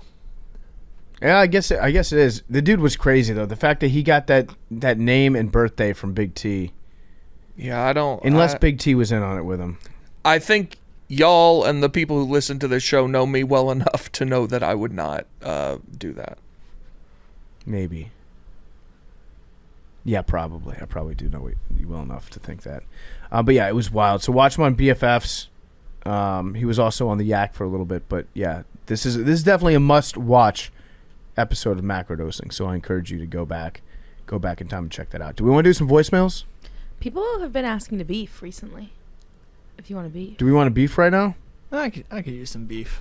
Billy just likes yelling at people. Big T, what do you think? What it is, ho? I never liked that segment from the beginning, but I don't care. Why would you say that? What do you mean, why would I say that? He asked me what I thought of it. Yeah, Big T's being big honest. Or I have voicemails, whatever. Up to you guys. Let's do voicemails. Let me pull them up. Big T, how do you feel about Tennessee? What do you mean? Like their ranking? The College Football Playoff Committee just doesn't use reasoning in their rankings, but it ultimately probably won't matter and we'll be fine. We say that they're corrupt? I think they listen to criticism of them too much, and then the week after, at things that they've fucked up, they just reverse engineer. They just find some bullshit reasoning to get the result that they want that fixes the criticism they had the week prior. Yeah. And it's just nonsensical and dumb. But once TCU loses, all of this doesn't matter. Yep, correct. Okay, ready for voicemails? Yep. What's up, guys? This is Neil. I'm from Cleveland, Ohio. What's up, Mad Dog? In a completely platonic way. My question for you guys is, if you could have a license to do anything that you don't currently need a license to do now, what would it be? My answer is, if you drive a big-ass vanity truck, you should need a CDL to drive that. Because I just don't think you should need that on the road at all. But that's just me. Thanks, guys. Love the pod. Hopefully I hear from you guys. A license. What should you be licensed for that you don't need a license to do right now? I think use the internet. How about that? I'm with that. License to go online. I'm okay with that. Billy disagrees. I think freedom of information is pretty. Good point. That's a fair counter. Listen, this is why we have these types of open conversations, Billy. I think you need a license to have children. That's actually not the worst idea I've ever Freedom of reproduction, you're saying no. So, Billy, that's never been a right. You're saying eugenics. No, just low key. That's the start of eugenics. It is the start of eugenics. Sure. Ah, fuck. Yeah. I understand the sentiment. Yeah. How about this, Billy? Oh, I'm with you. I'm absolutely with you. You need a license to raise children. You can have kids, but you might not be able to raise them. Yeah, no, that's a better one. Like, you have to pass a test, and if you fail, you can't. But what's on that test? I don't know, just more like child rearing. Yeah, but like okay, so if you say like you have to use a diaper. More just an educational program, like driver's license type stuff. Like, you don't actually really have to pass a test. You do. You have to pass 2 of them to drive. I know. More like you have to watch an informational video. But what happens if you fail the test? Your kid gets sent away. To the state. No, You get mutilated? The Duggars get them. Oh. The Duggar. They get sent off to a ranch upstate where Cuomo will raise them as his own. Who would you say is like America's dad right now? You know, like it used to be Bill Cosby. Yikes. Yeah. It was Bob Saget after that. Yeah, Bob Saget for a while. I don't know if America has a dad right now. No. Does America have a That's dad what it problem? is. Not even the dad That's what it YouTubers. Is Peyton Manning kind of America's dad No, right now? no. He's America's sheriff. But America's dad. There's a guy on TikTok who has been making a run for it. Oh, there's that guy on YouTube who actually makes videos. He grew up without a dad, and he makes videos teaching young kids like how to tie a tie, how to change a tire, like stuff that he wish he had a father to teach him. The only thing about them, and I think those are great people, but the only thing about them is like they're not like nationally known celebrities. Mm-hmm. Is Arian paused? Is he frozen? No. I'm sorry. I was typing something. I thought you were frozen for a second. I was frozen in the stupidity of what I was reading, but yes. Frozen in thought. America's dad right now. Come on, guys. We can figure out who America's dad is. LeBron. We're not in the stage to where we can even accept one. You don't think so? Well, What about The Rock? We're 14-year-olds right now. We're early stages of teenage rebellion. We're sovereign citizens. We don't recognize fathers. I think I've gotten to the point in life where now I'm past the rebellious stage where now it's like your dad becomes like one of your best friends when you get older. So I need. Well, if that's the case, then it's The Rock. The Rock. You think The Rock is I don't know if he's my dad though. He's not famous for being a dad though. You know, like Cosby was famous for being a dad. Bob Saget was famous for being a dad. We need a strong Phillip Rivers. No, we need fuck America's dad. We need America's mom because they get under. Ooh, yeah. Down with the patriarchy. Who's America's mom? Good question. America's mom, Chrissy Teigen. I love Laura Dern. Yeah, that's not a bad one. I love Laura Dern. I like Reese Witherspoon. Great one. I think Reese Witherspoon could be the whole my cast mom. of Big Little Lies. Except for Nicole Kidman. Oh, you don't love her like No. AMC video? No, Nicole Kidman to me is like, she's beautiful. I recognize the fact that she's a beautiful person. Yeah. But Objectively. it doesn't register with me as being like a hot chick. You know, like she's But just. I think that's what a mom is. Beyonce. That's you know what? That's a good point. Ooh, Beyonce. Beyonce's America's mom. But she's I guess. No, Kim K. Kim Kardashian. Actually, Kris Jenner. Kris Jenner. Yeah. Kris Jenner. Mom. America's mom. Yeah. OJ, America's dad. I'm not touching that one, man. OJ and Kris Jenner. What if they got back together? Wouldn't that be nice? Were they together? Weren't they? That's the joke. Well, yeah, that's the bit. That's the bit. Chloe. Okay. What's the question again? That was actually my tweet. What do you need a license to be able to do? Oh yeah, I think raising a child is a good answer. Like you can have a kid, but you Yeah. need to have a license to raise the kid. Yeah. But you get to retake the test as many times as you want. So that if you lose your kids, it's only for a little till you pass the test. I think replying to a public figure's tweets online as well. There's so many people that just became famous in their own little world based on, and I guess I was gonna say. I am PFT commenter. So I'm really talking myself into a corner here. But you know what I'm saying? Like the Dr. Eugene Goos of the world, the Trump reply guys.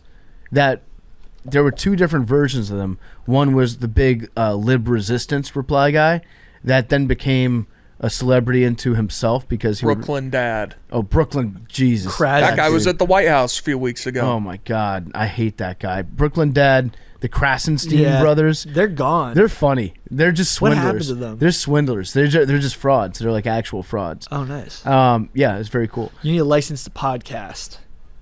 Yeah. Start a YouTube page. Yeah. License to listen to a podcast. Like license to be a politician, low key. You should pass a Or test. passing a test You at should least. pass a like civics that. test. Yeah. Or an ethics test. Yeah. Is that the same thing? No, civics is like, how old do you have to be to run for Congress? Oh, How does okay. a bill become a law? Okay. You know what would be interesting? If you asked everybody that ran for Congress this year, To pass a civics test. how does a bill become a law? Something as simple as that. What percentage of them do you think could answer it? I think 80% of them would go back to the Schoolhouse Rock song. I'm just a bill. I think less than On 50% Capitol of people Hill. running for Congress, and I'm including Senate and House of Representatives, I think less than 50% of them could accurately tell me how a bill became a law. How many of you That's still remember low. the preamble to the Constitution? Like right off the top of their head, do you think they could say it? Some of them certainly couldn't. Less than 50's low. I think a lot of people are running for Congress that have no business being in Congress. And the ones that do know are so old that they're forgetting about it. I did like the tweet that said Chuck Grassley just won in Iowa, and he's older than cookies. Yeah, chocolate chip cookies. Yeah, chocolate chip cookies were invented after Really? after he Yeah. was born. Yeah, he's like 93 years old. Wait, That's what? pretty funny. Yeah. I know sliced bread, I think, was 1929. I didn't know cookies, though. Yeah. We, the people of the United States, In order to form a more perfect union, establish justice, ensure domestic tranquility, provide for the common defense, promote the general welfare, and secure the blessings of liberty to ourselves and our posterity, to ordain and establish this Constitution for the United States of America. What in the world is that? Well, Not the preamble to the Constitution. I'm well aware That's of the that. Schoolhouse Rock. I've never heard that before. The Schoolhouse Rock. So Mad Dog and I were singing the Schoolhouse Rock. You were a little off key, PFT. You were actually remembering it from like the actual writing. We were remembering the song. I was doing the harmony. Yeah, That's fine. Yeah. The preamble song is how I learned it. Yeah. And continue to know it, Yeah. I guess. I like know it more than a lot of things. I'm an amendment to be, yes, an amendment to be, and I'm hoping that they ratify me. There's a lot of flag burners who have way too much freedom. I want to make it legal for policemen to beat 'em, 'cause there's limits to our liberty. What, I don't know that one. what the fuck's that? 'Cause those liberal freaks take it too far. I'll make Ted Kennedy pay. If he fights back, I'll say that he's gay. What's that? That's on The Simpsons. How a bill becomes a law. Is it really? Yeah, no, it's a Simpsons episode from a while ago. Conjunction Junction. Yeah, That's a good one. Schoolhouse Rocks is pretty cool. They just need, you know what? That's another trick as to how to make something stick in your head for mind control. Make it Put it in a song. The States. If it's in a song, people will listen to it. They'll believe it. Okay, anything else that we should need a license for? Probably singing. Yeah. Say singing is another good one. Nah. Let art be art, man. Trying to think. Huh. Because like ODB can't sing, but he can though. You know. Oh, that's a great point. You know what I'm saying? But he can't. I know exactly what you mean. But he can sing though. Yeah. He had a very unique way of trying to sing. That sounded good sing. in a weird, fucked up way. Oh, it's amazing. He has one of the most unique voices in musical history. It's amazing. I've got one. Rick James like that too. Young Thug's like that too. Can't sing, but he can sing. Using self-service kiosks in a restaurant. If you go somewhere that has like the screens now, and anyone over 50 is just completely lost. Yeah. And I mean, you're talking 10, 15 minutes. You already know that once they step up, they're going to need a personal cashier to come over there. Yeah. And do the entire operation for them. Yeah. Yeah. I think raising a dog. That's a good one, honestly. Yeah. Adopting, like, shelters make you go through a lot to get a dog. There's rigmarole. There's a lot of rigmarole. Rigor Rigmarole. Rigor mortis? Rigor mortis. You know what rigmarole is, Billy? Is that like is that like filibustering? It's muss. There's a lot of muss and fuss. Huh. Yeah. If you adopt from like a shelter or adoption service, they like come check your house out sometimes. Mm-hmm. Yeah. Make fenced in backyard. Yeah, they make sure that everything is like they do interviews with people that used to live next door to you. I got one. A second license for people over like 55 years old. Driver's license. I think 55 is young. I would say like 65 or 70 though. So why not 55? No, because there's 30-year-olds that suck at driving. So I think 55 is okay. 60. I'm willing to compromise at 60. Yeah, because I think your motor skills are still pretty good at 55. I do too, but I think it'll weed out the people who already suck at driving. And if you already suck at driving and your motor and cognitive skills are declining, you're gonna suck more at driving. So it'll weed those people out. You know, I just realized the other day, in like 12 years, I'm gonna be 50. L. That's lit. That's a big L. Eek is right, Mad Dog. Well, I forget what it was on this show that we were talking about this, but you're closer to 50 than 25. Yeah. Oh my god. Way closer. Well, not really. Like 1 year closer. Yeah, that's why I picked that one. Yeah. I feel like I'm 25.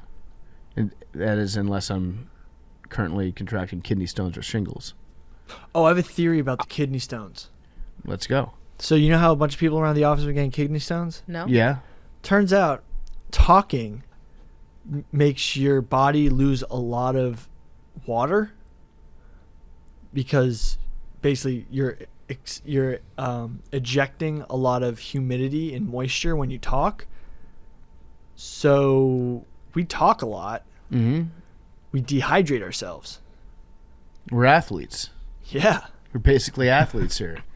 Yeah, I mean, maybe the correct answer is just drink slightly more water. Tons of more water. Or maybe the correct answer for me is just, I don't know, like don't drink all the stuff that your 23-year-old former intern keeps giving you. Or follow his dietary advice because he's probably trying to kill you. Well, I healed your UCL and you haven't even said thank you. Just saying. I don't know if you healed it. I don't know if that's the right word. Is your UCL healed? No, it's not. It was sore the other day after I did bicep workout. You can get Is Josh it Allen better? on some medicine now. Yeah, Billy, go inject Josh Allen. That's illegal.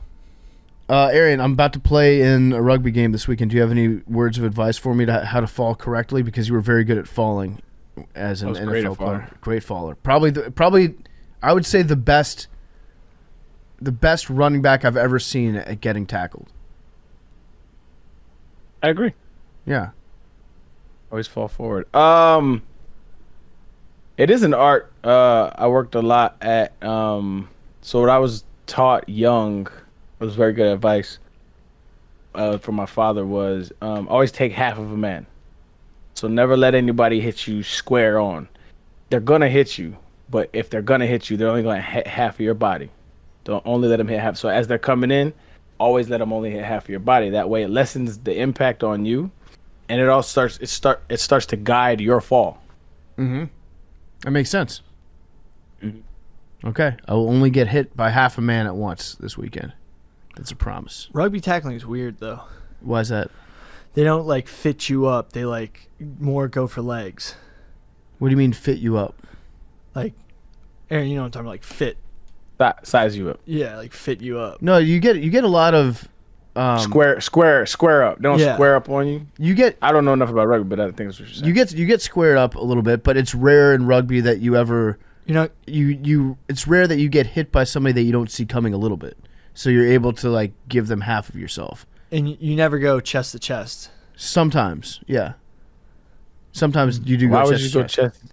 Why would you go chest? Not to chest? intentionally. Sometimes the big guys on the inside, if you're just running like a crash ball, they'll just run directly at somebody just to try to drive them back and take them out of the next play.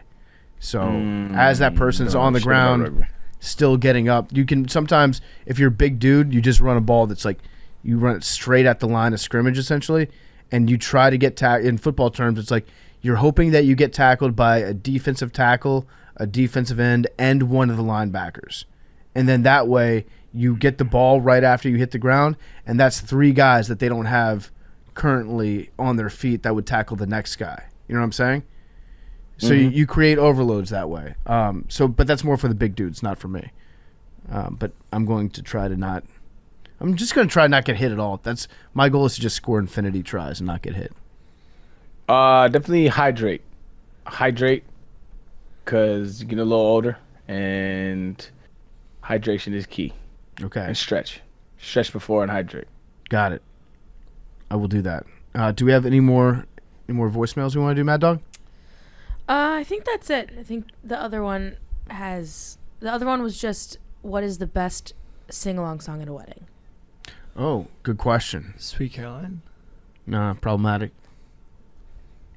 You know, Sweet Caroline was written by Neil Diamond I think it was about a 13-year-old girl. Great song, though. Very good song. Ba, ba, ba. Yeah, very good. That's song. great sing-along. It is a good sing-along song. Dixieland Delight has snuck up there as a recent favorite because of the little add-ins. Yeah. But that's not a wedding song. Well, not a northern. I don't know. Yeah, I've actually never been to a southern wedding, so. I feel like it'll be a Big T's wedding. Depends what happened in the Bama game the year before. You can't play it like if we just lost. If you're getting married this weekend, absolutely, it would be in there. Yeah, I would never get married on a weekend that Tennessee was playing football, but yes, Big T would walk down the aisle to Dixieland. Are we going to be invited to your wedding? Y'all? Mm-hmm.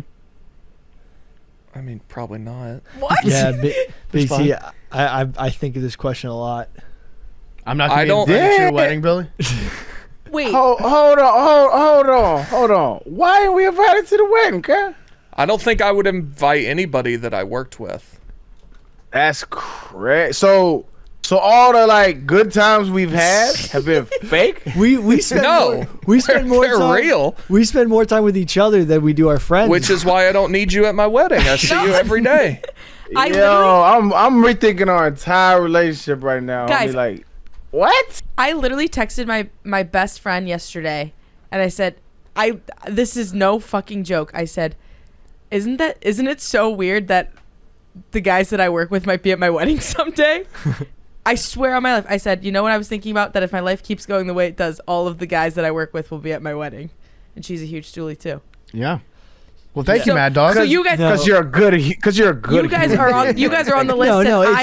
I have nothing to worry about. Okay, everyone's invited. Well, the thing is, thankfully, no, you were just about to say no. You and Big T don't want us. You know what? It's not that I don't want you. No, it's not. Do you want our gifts or wedding presents? We're not paying for the guests because we got it's the father of the bride. Yeah. You get to invite people. I know, but what if it's, PFT or Uncle Lou? Shit. Fuck Uncle Lou. Yeah, but Uncle. We would make a wedding so fun. You know what? That's now that I think about it, crazy, Arian would be a very fun time. Facts. Yeah. And also, y'all are rich, so I feel like at a minimum I should send like a non-committable offer. When Tennessee tells a 3-star kid, they're like, "Hey, you have a scholarship offer," but they're like, "Don't come." Yeah. That kind of. You want my present, but you don't want me to be there. Yeah. But you want Arian there. Yes. But not me. So He wants your present, not your Yes. No, your offer's committable. Okay, bet. I'm a 4-star with baggage. I got you. You think I'm not fun at a wedding? I don't think you're not fun. I'm great fun at a wedding. No, I would invite. I would invite y'all. If let's all make a pact. Let's all make a decision right now. Then Wedding pact. Everyone's invited to their weddings. You guys are high on the list. Thank you, Mad Dog. Yeah, you guys are invited to the wedding. Here's the thing. Wait, Arian, are we invited to your wedding? Yeah, definitely not getting married, but how about this? Let's like go take a trip together somewhere and just celebrate life together. I'm with that. That's cool. Okay. Wedding equivalent. I just don't want to have to invite other people that work here. Yeah, that's where you run into trouble. That's what I'm talking about. Okay, we so have it's a very podcast easy. If together. you have a podcast with that person, That then you seems invite them. fair enough. Yeah.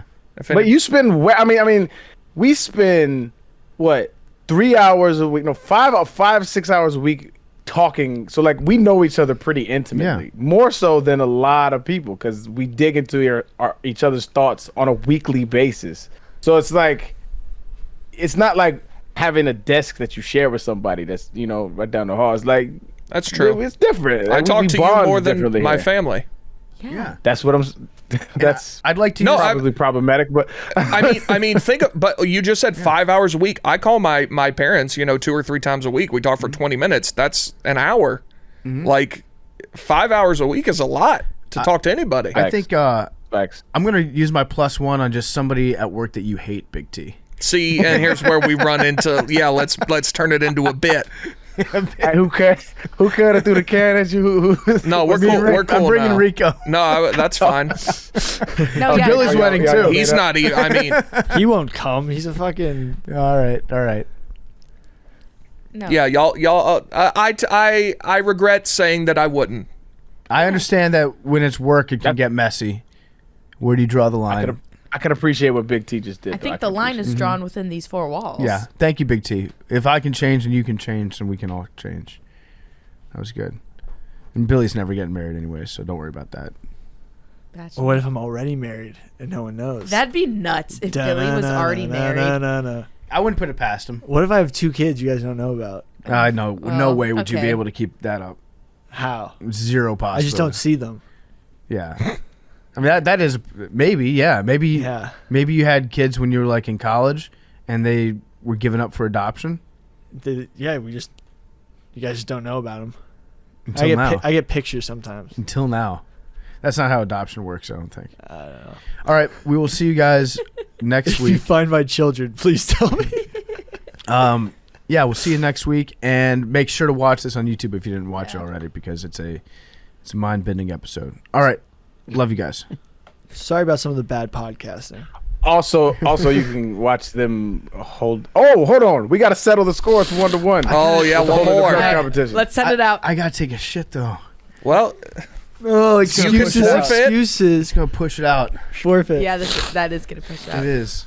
See, Billy, see what he's doing right now? Like, he's going to die. He'd rather die than lose this, so I'm going to lose. I can respect the hell out of I that. can too, but I don't feel that strongly about it. Die what you believe in. Well, All right. I already beat you once. I beat Let's you go. once. Let's do it. Let's do it. Okay, are we gonna? Yeah, let me time it. All right, ready? No, wait, no, you Billy's gotta give us a getting- second. to, like- Billy's getting in his Zen mode. He's slowing down his heart rate. All right. 5, Wait, can you not? 4. You're stressing us out. 3, Wait, stop. 2, 1, go. And they're off. PFT takes the lead around turn 1. It's so funny because PFT he leans back in his chair and stiffens the shit out of his neck. I don't understand the technique. I guess they have to plug their nose so that people don't accuse them of cheating, but that seems like it makes it way more difficult than just It does. It wastes more oxygen. yeah, for just sure. don't breathe. But I guess for this they kind of need to. Yeah, Yeah. I mean, they could just be honorable and go by the buddy system, but but people won't believe that. 40 seconds. I also think this would be way cooler if we were in a pool. that's how you really know. That's That's how how you I do really it with my know. kids. Yeah, that's how I do it with my kids. Nearing a minute. Damn, that was fast. You sure it's been a minute? Yeah. Right now it has. That's wild. Pretty impressive though. I can see signs of struggle coming from one of our competitors.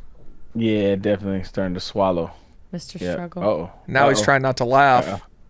Yeah. It's he's actually staring at me right now. Which Wait, is Billy's wild. doing so. What's going on with Bill? He's just struggling. He's like swallowing. Oh, no! He lost it. Oh, baby! Billy, what happened? That's 2 out of 3 against Billy. Fuck you, Billy, you piece of shit. I'm way better at physical activities and challenges than you are. I didn't think that was gonna. If I was Billy, I would actually hold my breath until I died right now out of embarrassment because I'm not even breathing hard. Sorry, the old man's got to teach the young bucks some tricks. No, I started to fall. What? I was like, you're sitting in a chair. I know, but I had my feet God, up. your excuses are so. You were saying you had to poop. I do have to poop, but I still beat the shit out of you. You didn't beat the shit out of me. You almost fell down. I beat you so bad in a breath holding contest. I'd say that's pretty bad. Well, because I wasn't balanced right. Yeah, I know because I beat you so bad. Whatever. Because you were so out of breath. 2-1, dude. PFT takes the crown. Billy, I'm actually worried because your excuses they're bad. You're usually good at excuses, and these are just sad. You know what? I'll beat you in the water. Okay, all right. I actually already beat you in the water. Okay, all right. So That's now Billy's gone back to saying like, well, I'm already better honestly, than you. I think you could have been cheating. Like this whole time, Here we go. little breaths. Here we go. Sorry, dude. You got beat I did get beat that time. twice. Honestly, I stopped caring. Okay. God, we were so close to Billy just admitting that he got beat. We were so close. Just say that I beat you 2 out of 3 times, fair and square. I'm better than you. Well, I have beaten you. You can't say that. Just you have beaten me. I beat you 2 out of 3 times. Can we just end the podcast? No, just say that. Why are you not able to say it? What? Now you're gonna pretend to not know what I just said? This isn't going in, right? Yes, it is. Yes. Why wouldn't it? I thought we weren't putting this in. No. What? What? No. What are you talking Now about? I wish I tried hard. Oh, now the Billy, no, dude. Just admit it. I'm telling you, Billy, this is one of those things that you're gonna see a video of yourself online and be like, all right, I look bad in that, but you have the opportunity to get in front of it and just be like, PFT, you beat me. I gotta go. Oh God. He's walking out of the studio. He's leaving. Yeah. In shame. He's leaving.